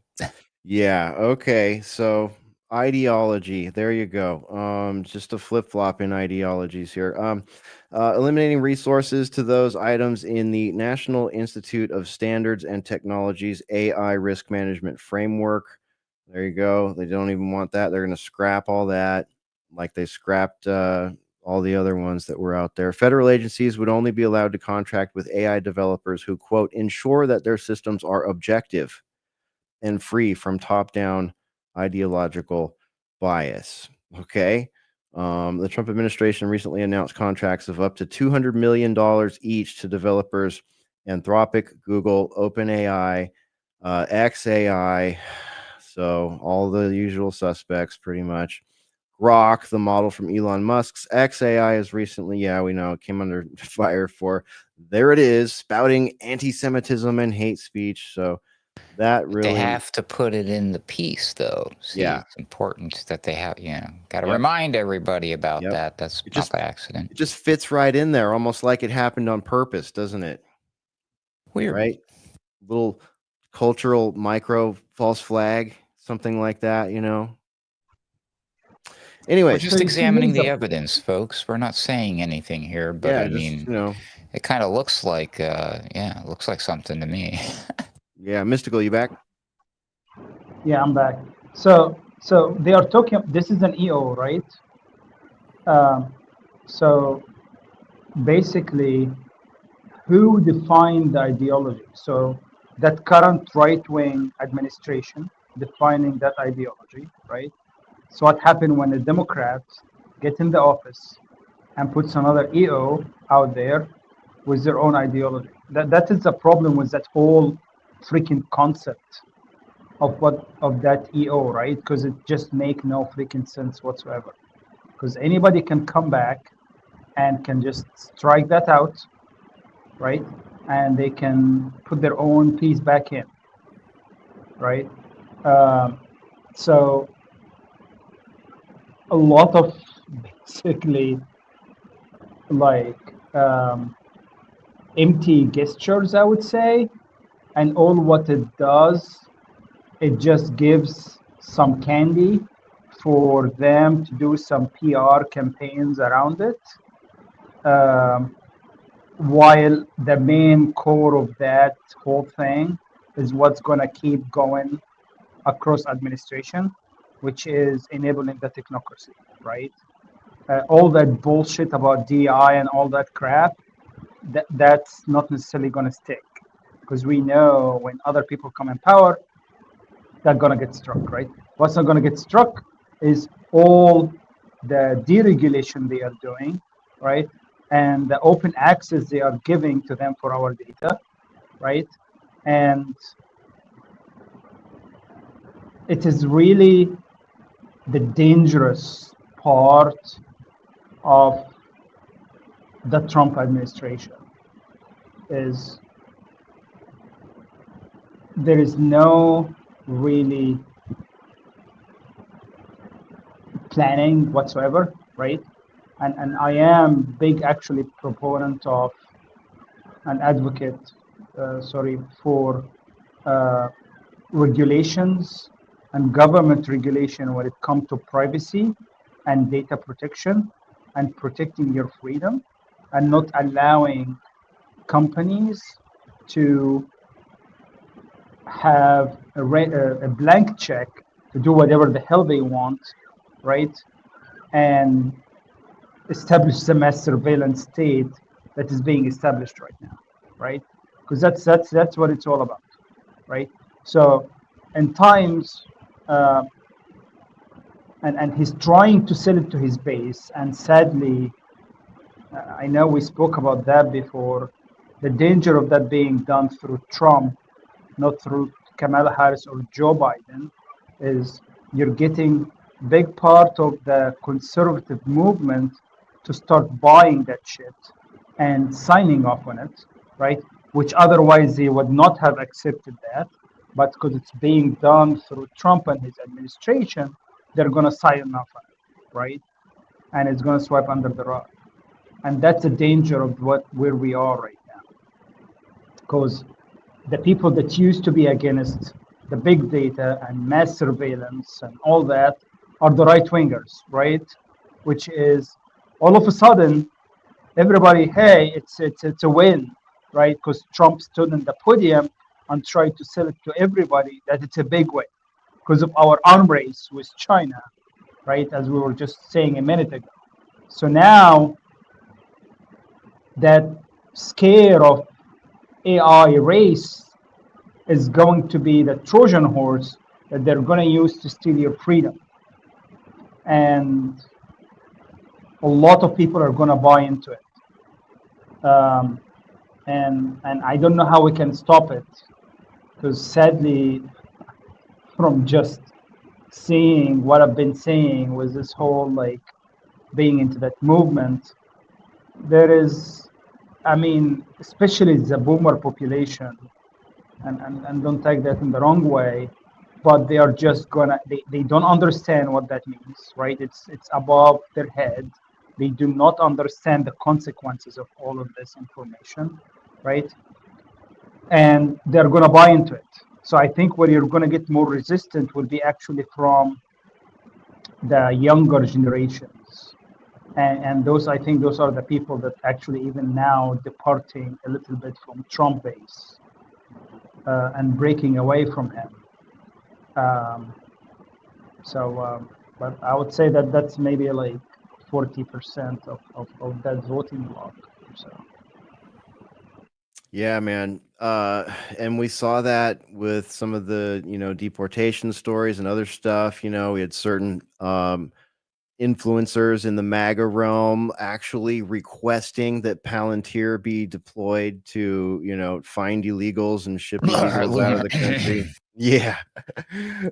So, like deploy Palantir is now sort of like one of those rah things. And it's like, are you kidding? If you're a true constitutionalist, the very existence of Palantir and these kind of programs should be just anathema to you. But now it's just like it seems to me that people are falling for the trick of like, oh, well, yes, it's a huge power, but it's a new power and they're aiming it at the right people. That is always a slippery slope, new First vast. they came for my neighbor. I said, no, you know how that goes, right? Yep. Well, so nobody of these guys. So let's say that EO, and if someone is trying to sell us that EO, right? I don't. By the way, it's not an EO. By the way, I don't think it's an action plan, and I don't know how much weight that has. but I thought he signed something. I thought he did a ceremony the other day. did he? Okay. Yeah, the part that we skipped over in the beginning. Sorry about that, John Says Reed. it is an AI action plan that calls for cutting regulations to speed up the development. But there is Trump did sign. So they mention here, though the plan itself isn't binding, it includes dozens of policy recommendations. Trump did sign 3 executive orders to put some of these steps Yeah, into action. and I think he labeled it. I forgot the name of that. I'll find it. Give me a second. It's called Global AI Dominant. Wait, let's see. Global AI Action Plan. Where's the official title of this thing? Oh well, I'll link it on the show page. You Yeah, guys no, can the go look action at it. plan, but the is different name than the executive orders, right? Yeah, the It- executive orders were different. The action plan is just called "Winning the Race: America's AI Action Plan," and I'm pretty sure they released it to the public yesterday. Might have been this morning. I can't even remember. But it was the introduction that they wrote. It's like a 30, less than 30 page document that was issued by the White House. The document was written and signed by Michael Kratsios, Assistant to the President for Science and Technology, David Sachs, which of course is the special advisor, it says here, for AI and crypto. He's the AI and crypto czar. And of course, for some strange reason, Marco Rubio. Assistant to the President for National Security Affairs, because there's 3 parts to this thing is broken down into the 3 different sections there, basically, about the innovation, the infrastructure, and international diplomacy and security. There we go. Whew. Sorry, shit's tricky. This globalese crap is difficult. Globalese is never fun. Get your globalese out of my government. What is it doing in here? Why are they using this type of language in seriously, our like we have to government? get the UN decoder ring out to read something from Trump's office. I mean, this is a little ridiculous. All right. Good comments. I'll give you a link to the actual document so you can include it in the show notes. Yeah, section. we'll have the source material on the show page, which will be up at alternatecurrentradio.com. But here's the bullet point number 4 is the one us $30 tuna sandwich eating people want to know about. Dealing with workforce challenges. Oh boy, what is going on here? What does the federal government have planned for us when it comes to they took our jobs? The plan acknowledges the AI will transform how work gets done across all industries and occupations, demanding a serious workforce response to help workers navigate that transition. Oh yeah. Sorry, doctors, we don't need you anymore. Sorry, construction workers, we don't need you anymore. We want to help you manage this transition. Okay. Anyway, and recommends actions by federal agencies, including the Department of Labor, intended to mitigate the harms of AI-driven job displacement. The plan calls for the Bureau of Labor Statistics, Census Bureau, and Bureau of Economic Analysis to monitor how AI affects the labor market using data already collected. An AI workforce research hub under the Department of Labor would lead monitoring and issue policy recommendations. Does that make you feel better about the impending loss of your profession, perhaps? Most of the actual plans to help workers displaced by AI involve retraining those workers for other jobs or to help states do the same. Other jobs related recommendations are aimed at boosting the kinds of jobs needed for all those data centers and chip manufacturing plants, like electricians and HVAC technicians. Hey, Kilowatt, did you hear that? Electricians and HVAC technicians are going to survive the AI onslaught, perhaps, or at least you'll be one of the last ones to go before they have the HVAC electrician / robot. These plans and others encourage AI literacy and AI use in education. drew praise from the Software and Information Industry Association. Blah blah blah.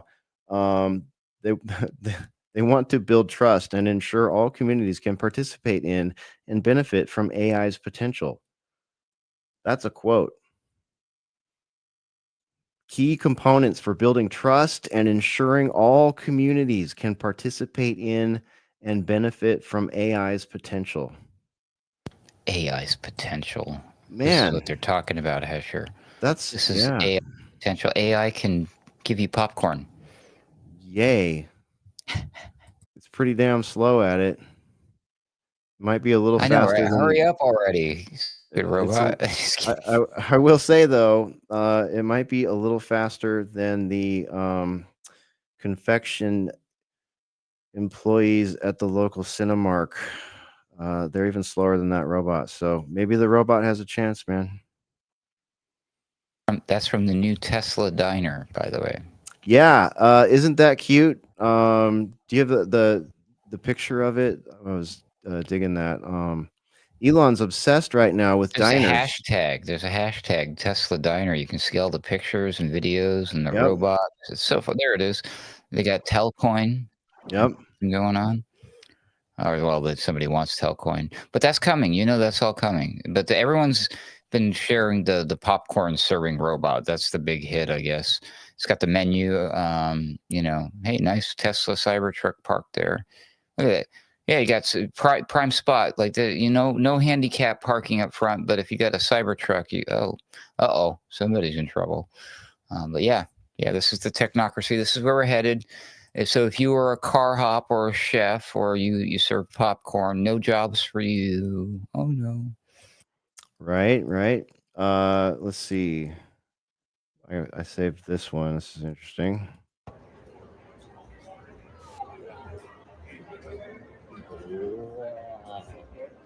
So, where is this? Is this in like Santa Clara or something? Was it in Hollywood? Yeah.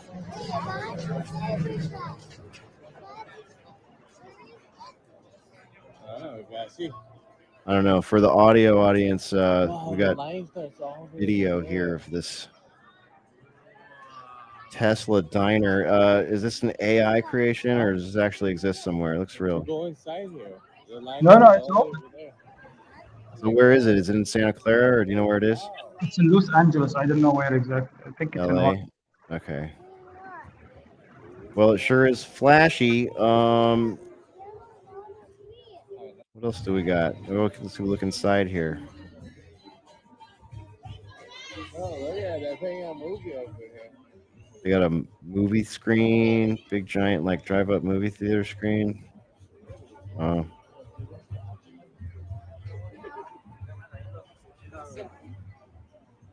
Looks pretty busy in there. Inside your Tesla and order the food from your car's computer screen dashboard.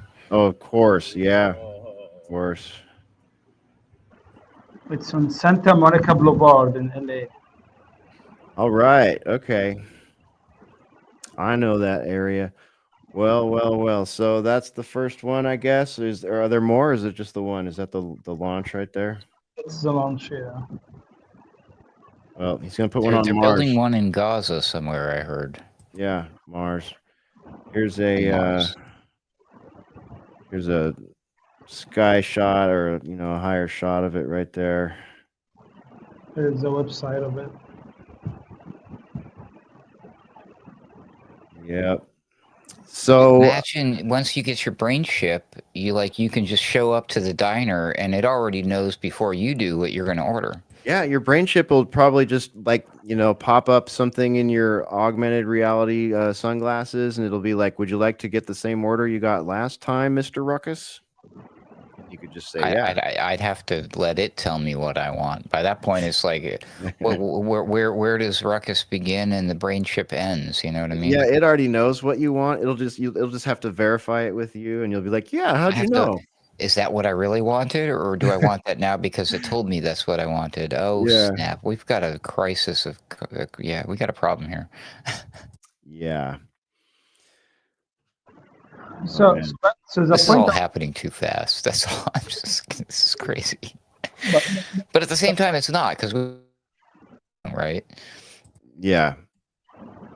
So the point I was trying to make earlier. Did Hesher freeze? I did for a second. It looked like you froze, though. Are we still Oh. good? Okay. This is weird. Oh, okay. Seems all right. All right, we're good? Yeah, you guys hear me? Yeah, I got you. Cool. So the point I was trying to make earlier before action plan slash or etc. is they are talking about AI in such a generality that nobody is talking about how, like, what is the definition of AI? How is it going to use it, right? What is it used for, right? So if you want to sell us as a populists what you're trying to do right now and diverting trillions of dollars, right? And cutting out from priority of infrastructure and giving that we're already in debt, right? And diverting this money to AI. How's AI going to benefit me, right? What are you going to do with it? And they don't tell you that. Nobody's able to tell you that. Because nobody knows how the hell it's going to be used or how it's going to help you. As a matter of fact, it's the opposite.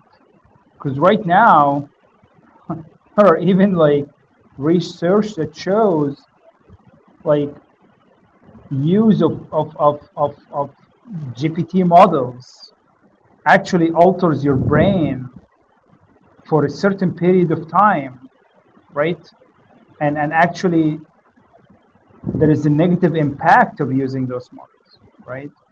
And nobody's talking about that. How AI is going to turn us into a bunch of lazy fucks and how it's going to impact our ability to think and actually develop ourselves as human beings, right? And did anybody come out and talk about the regulation and use of AI in education? No, because we don't think this way, right? There is no planning. It just, hey, let's just ride the wave. Let's just give money to corporations and brainwash everybody with just general terms, right? And general like marketing schemes, and just nobody's going to talk about it, right? So it is, we have, this is in our hand as people and populists. We have to stand up and we have to say no, that's not going to work, right? And that revolution has to start from us, right? We know that this government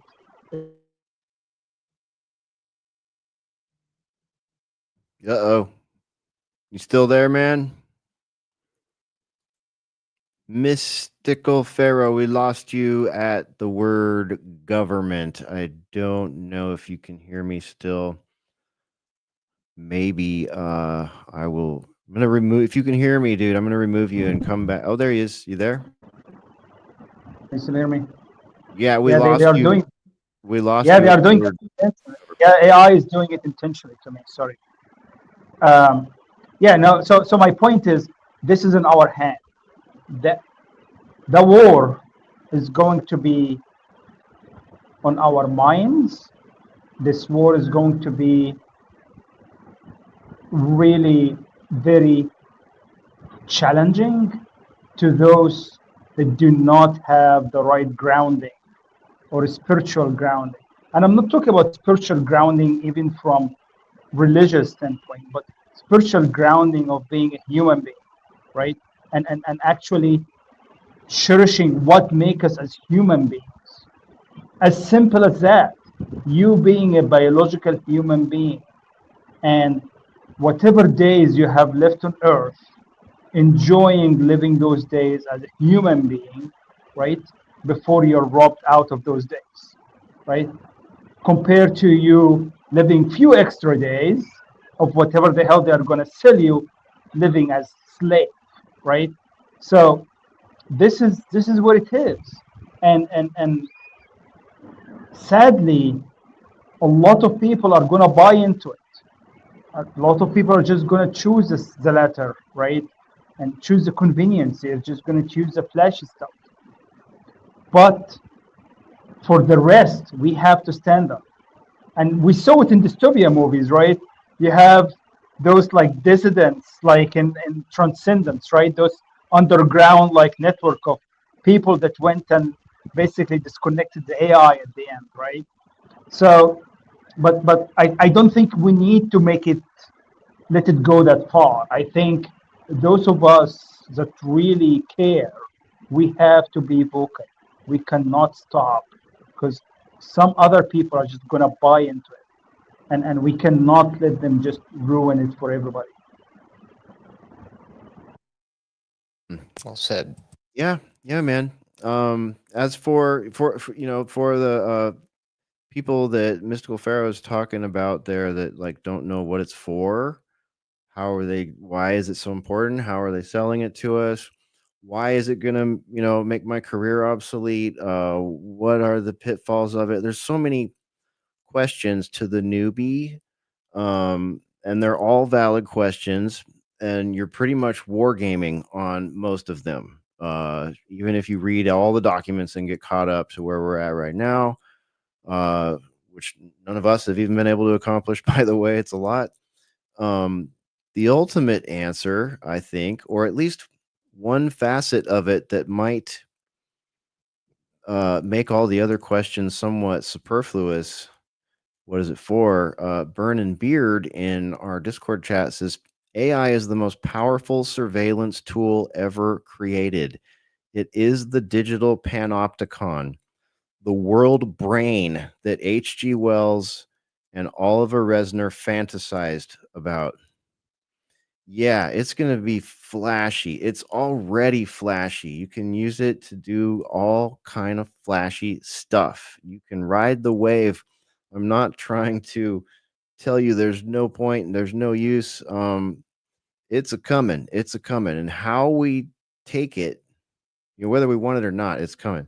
And how we take it and how we react to its what was that word? Deployment that they used in the Trump document there, is what's critical. And that's what Mystical Pharaoh is talking about.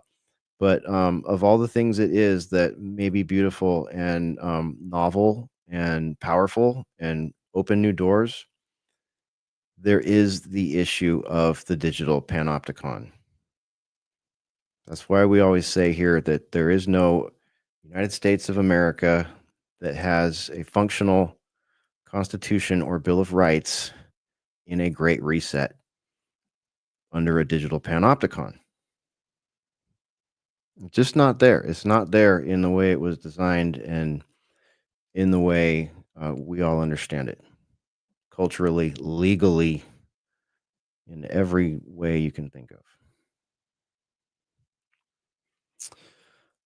And basically what I saw there is they have no plan for they're going to let the Department of Labor be the scapegoat for, sorry, we don't need doctors anymore, or sorry, we don't need line workers anymore.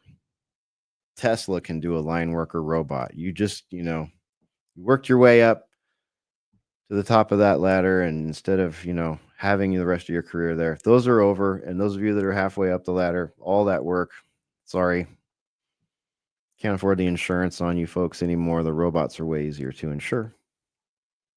They don't call in sick. No plan except trust the Department of Labor. That's what I gathered from that, Ruckus. It didn't sound to me like they were going to do anything about it. Well, when Mystical Pharaoh was talking there, I thought, wait a minute, did we just slip back 5 years ago? It's like this is the same thing all over again, except in the we are literally warp speeding the AI. This is the new technological solution product that's going to lead to our demise. It comes with some adverse effects, people, but this one does not have a database where mathematicians and philosophers and religious people are entering their observations about teachers. There's no information. It's all closed circuit. It's all black box technology. A lot of it could be faked. There's always that. But yeah, I don't trust any of it. And it's like, again, it's a solution, air quotes here, to a created problem. and so is the brain chip. The brain chip is going to solve the problem that they are currently accelerating. The universal basic income is going to solve the problem that they're currently accelerating. All of the things, the digital ID, all of these things that we used to be like hard to, in the paint against. I don't know. It's very, very strange. It's exactly what we were concerned about and worried about ever since Trump was in and cozy with the techno bros. You know what I mean? So Mhm. here we are. Here we are. Yeah, the It red didn't take carpet. long. Did Red it? carpet is just being rolled out for the technocrats. This is the last bullet on here. Thank goodness. This is depressing. The plan this is more AI in government. I forgot to give you the title. Are we all asking for that? Are you out there watching this or listening to this? Are you missing some AI in your government? Can we offer you some AI in government? Because government is so great and they do things for our benefit, right? Here we go. More use of AI by the federal government. A talent exchange program would allow employees with experience or talent in AI to be detailed into other agencies in need. The General Services Administration, the GSA, would create a toolbox of AI models that would help agencies see models to choose from and in use cases in other parts of the government. Every government agency would also be required to ensure employees who could use AI in their jobs have access to and training for AI tools. Many recommendations focus specifically on the Department of Defense, including creating a virtual proving ground for AI and autonomous systems. AI companies have already been signing contracts with the DoD to develop AI tools for the military. You don't even really need to read that entire paragraph. More AI in government is really all you need to know. And So- AI in military is dangerous as fuck. Yeah. And remember, we covered a few weeks back, maybe in that same episode where we're playing those Thiel clips. The U.S. Army has put CTOs and policy people and engineers from Palantir and several other AI related companies in as military officers. Right? Some nerd from Silicon Valley, C-level nerd from Silicon Valley. All of a sudden, you know what? We need your stuff in the military. Uncle Scam comes up. We want you. But no, do they go to boot camp? I kind of doubt it. Do they have to earn their rank? Obviously not. I'm guessing there's some pissed off soldiers out there about that, actual soldiers. Why? Because they're using these tools in warfare. Amazing. Okay. And again, like Mystical Pharaoh mentioned, one of the ways they sell this to us as Americans is to scare us with the specter of China, right? Oh, we can't let China get ahead of us. Well, are you kidding me? Like, I got questions. I got questions about this China. We can't let China get ahead of us thing. Are we looking to China as an example of how government should treat citizens, first of all? It's almost rhetorical because we had members of the government telling us that yes, we are for a long time now, especially when it came to what happened in 2020 and 2021, right? Oh, they're doing so great. We got to model that. Okay. Really? Like, someone riddle me this. Does something bad happen here in the United States? Can someone give me the vignette, the scenario where if China puts their entire society on lockdown and mandates experimental, jibby jabs, and America didn't do it, what would happen if China decided, hey, we're going to do unethical things with biotechnology, nanotechnology, and research on hazardous materials? If we didn't do it, would there be a negative ramification here?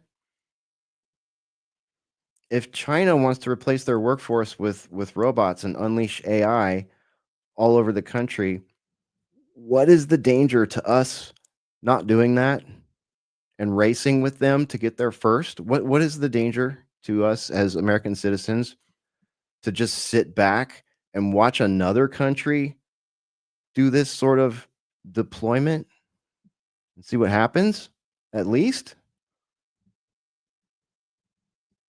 how is that a sale? Mystical Pharaoh, tell me, how is scaring me about China, a place that, aside from TikTok and my Amazon prices for Temu garbage, I don't understand this, dude. I don't get it. How is that a selling point for people? Why are people cheering for technocracy to fight China? Because we have to be better than them at robotics, nanotechnology, artificial intelligence, and all this stuff. It shouldn't. It shouldn't. But again, it's a tactic that the government have always used, like to import Nazi scientists, right, to do the most horrific experiments, right, in the name of like advancing and basically going after Russia, right? So it's the same here is being done under that name of AI and going over China. But as you said, are we using China now as our role model? We know what China's society is, right? It's a total control lockdown society. Is that where we're going? Is that the model they are trying to sell us? Right? Because that's the wet dream of those techno bros, right? Is that everything app. It's China inspired, right? So I really don't know how people are buying that narrative, because that narrative on its own should just make everybody furious. It's like, we are the United States of America. We were founded on principle completely opposite to everything China is advocating for and China is for right now, right? So why are we pushing ourselves toward the China model and competing with them, right? But it's sadly not everybody's able, I guess, to realize this, and it's going to be too late when they realize it. But now that's why you have to keep talking about it. And I don't know. Maybe everybody should go live in China for 2 weeks and see how they feel about the Chinese society, right? And living under surveillance 24/7. And then they come back here and tell us how they feel. You ever watch any of those YouTube vloggers? They're like Westerners that go stay in China or going to school in China, and they upload videos about life in China. Oh, I had friends that went to China and the hoops they had to go through just even to have a cell phone. Yeah, like they know, like you can tell, like some of them even talk about it, like, things they can and can't film and say there, like you, even people from other countries just like uploading on YouTube, like, no, well, you may have to clear that with the government. Yeah, and so even the difference. I was talking actually with someone about this. Even the race with China right now, it is between us and them. It is so weighted toward them because we as a country right now, with our demographics and how they destroyed the fabrics of this nation, we have no freaking coherence whatsoever. China acts as one block over there, right? Because of the coherence, the social coherence, the government, mandates and the iron fist they put over there.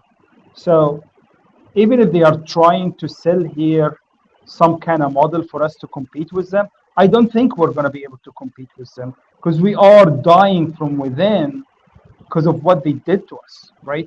They build all the chips too, right? We can't even have any of these fucking toys without their gear. Am I wrong?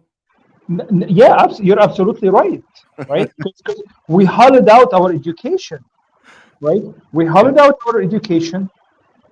At the same time, them picking up their education, right? and riding what we gave to the world, right? And them picking up, and now we're like trailing, and we, and instead of focusing on going back to our principles and what worked for us and what actually put us first and ahead of everybody, right? Now we're going into a completely wrong direction, right? That we're not going to be able to compete with, because we are so incoherent as a nation right now, right? And let's just, I hate to say that, let's measure the collective IQ of people in US versus China, and let's measure it this way. You know, it's sad. It is sad. I don't want to get there, but it is right, especially with importing 20 million illegals and low wage slaves that taking our resources in this nation, right? Yeah, That administration said is going to deport, and they did not.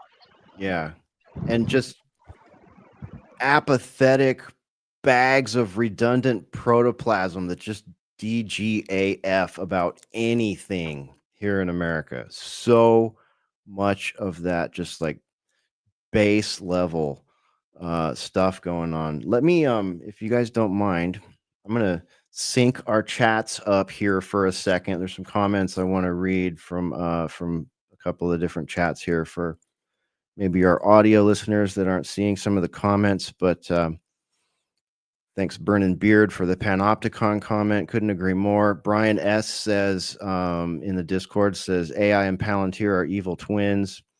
Kreese comes in with another interesting one here. There are Reddit groups of people who chat with AI and acknowledge it alters their thinking. They want it to alter their thinking. The AI God will be a real thing. Damn, they got high. They got him. War on the body first. The body is weak. The mind will be weak. The spirit will be weak. There will be no light in the eyes. There will be obliterated. Obliterated. And then Jake comes in with the scariest aspect of the outcome of what Mystical Pharaoh is talking about is no one cares what is happening in general. Apathy is the norm. Kreese came through. Jake says we need to wake them the fuck up. Always a dream of ours, man. Always a dream of ours. But waking people up is a pretty fucking lofty goal in this environment. Burning Beard again. The other crazy aspect of this is almost all of these tech bros and accelerationists are also all big time into some real ugly occult shit. Brian again, UBI is outright communism. Yep, echoing what I'm saying here. You can't have this great reset and still have America. It just doesn't work.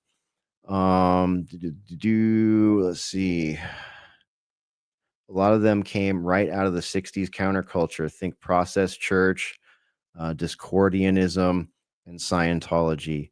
Yeah, I actually saw something last week about Pam Blondie being connected to Scientology. Is she a Scientologist? Can someone fill me in on that? That would be fascinating. Wouldn't it, AF. though? I will look into that. I know where I saw it actually. I saw it, I think, on her Wikipedia entry, perhaps. Maybe we'll find out. Kreese mentions Michael Aquino. Yes. Search that person or ask your favorite AI about that person to bring up all the videos and articles about that person. She accepted campaign contributions from Scientologists, but she has ties that way, but I don't think she really is. Okay. All right. Sorry. From bright red alert to yellow alert on that one. Let's see here. Wow, we got a lot of great comments. Thanks, everybody. Yeah, Hate Ashbury, MK Ultra Central, absolutely. Okay, and then over on the streaming video side, Denver, I put this one up, but let me go through his line of thought here real quick. It's going to be used to incarcerate people for reasons they can justify with data somehow. Like you drink too much, So you need to go to re-education camp.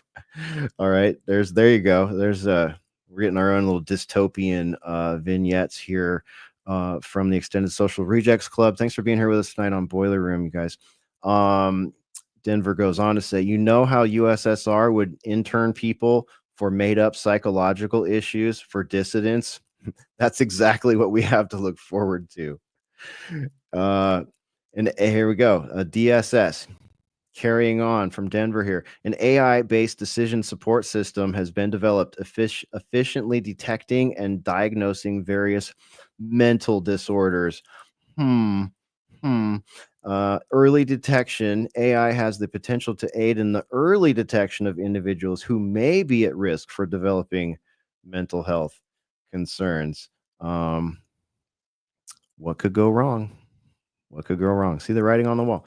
Yeah, good questions. That is a scenario that is not just out of science fiction. If you remember what it was like in late 2020 and all of 2021 and half of 2022, you were labeled by the mass media, by psychologists, by people at work, by people in your family, mentally deficient if you didn't want to go along with the narratives that were being pushed in your direction in that time span. Overnight almost, right? In a matter of just a few months, you went from being confused to hesitant to educated to saying, hell no, I'm not playing along with this. And at that point, anyone you told that, your employer, your spouse in some cases, your kids, would tell you you're mentally deficient. CNN would tell you that. Fox would tell you that. The whole cartel would tell you that. So that's how easy it is to become labeled mentally deficient. How does that fit in with the First Amendment? Someone please fill me in. Okay, all right. Actually, there's a lot of comments. I'm not gonna be able to read through them all. I had Because pause. don't. Yeah, exactly. Okay. Yeah, great comments, everybody. Thank you. What else do we got, you guys? I don't know what else to say about this aspect. We've been on 2 hours. I do want to wrap up somewhat soon. Do you guys have any other big banger stories you want to go over? No. All right. Well, what about you, Pharaoh? You got any bees in your bonnet? Any saved rounds? Final thoughts for tonight's Boiler Room? I'm trying to think. No, nothing really. I think we can leave it for next week. All right, man. I think the topic of the show is really important. I don't want to cloud where we are and what we've been talking about, because it's really like this is the most important topic, I think, that we have, everybody has to focus on. And I know we mentioned UBI, and it's interesting because I was tweeting on X the other day, actually today, because I'm seeing a bunch of like big names bringing back up UBI. Andrew Yang as one of the biggest people that always advocated for that, and Joe Rogan brought it back, right? So we see a lot of people are talking about UBI right now because that's, again, this is their push or their idea of how they can offset some of the impact of what's going to happen through automation and so on.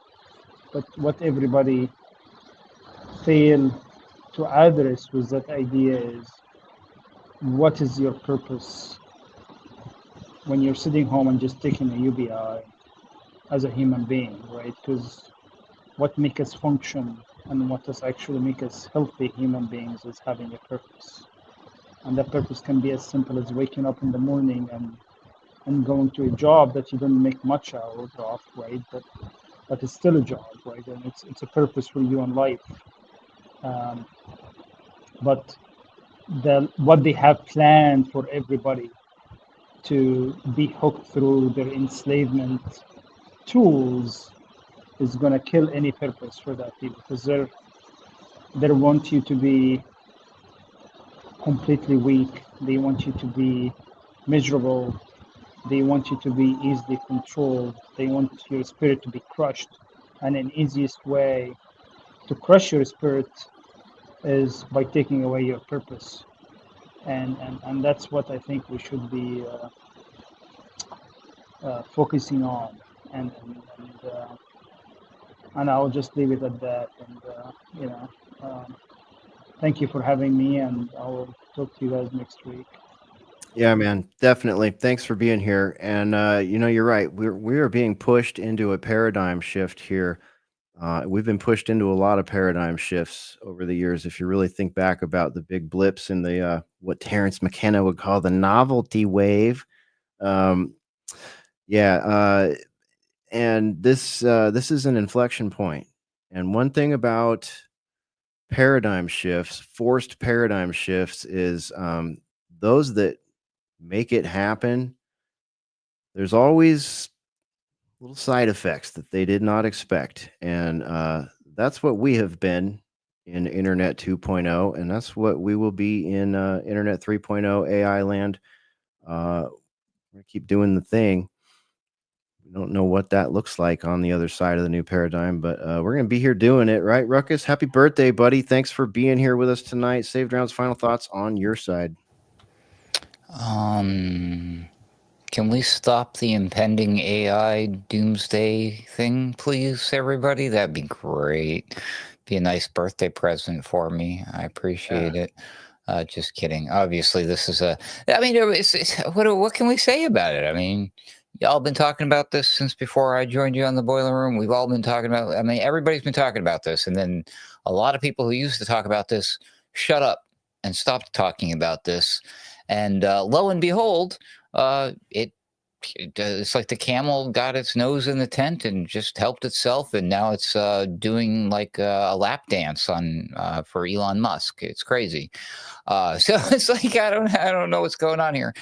But yeah, we certainly did not let the ball drop, but it seems as though somehow, some way, collectively, we as humanity sure have. I hope I'm wrong, but I don't think I am. It really feels like we're standing on the precipice of all of this stuff. The technocracy, it's here.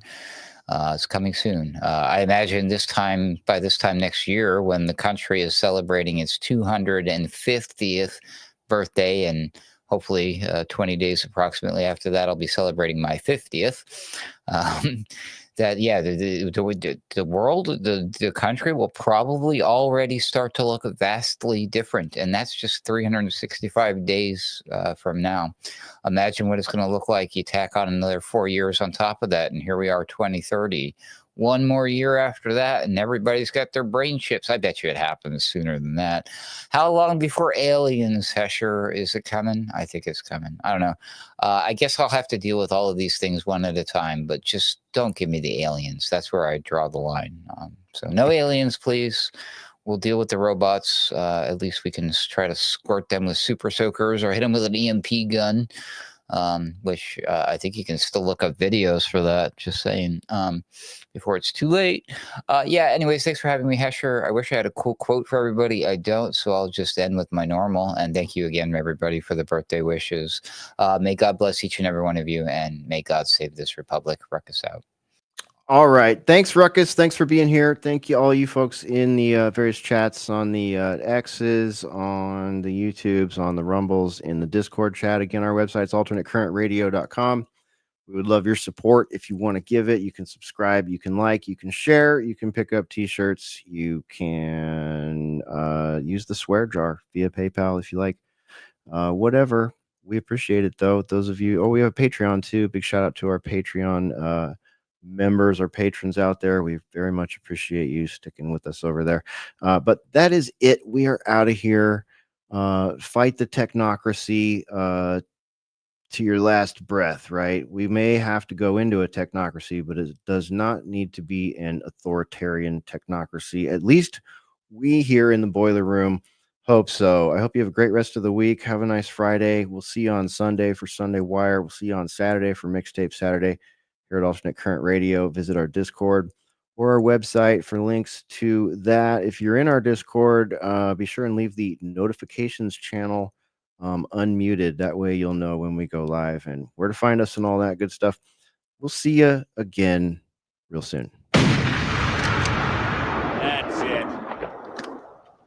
Go ahead and run. Run home and cry to mama.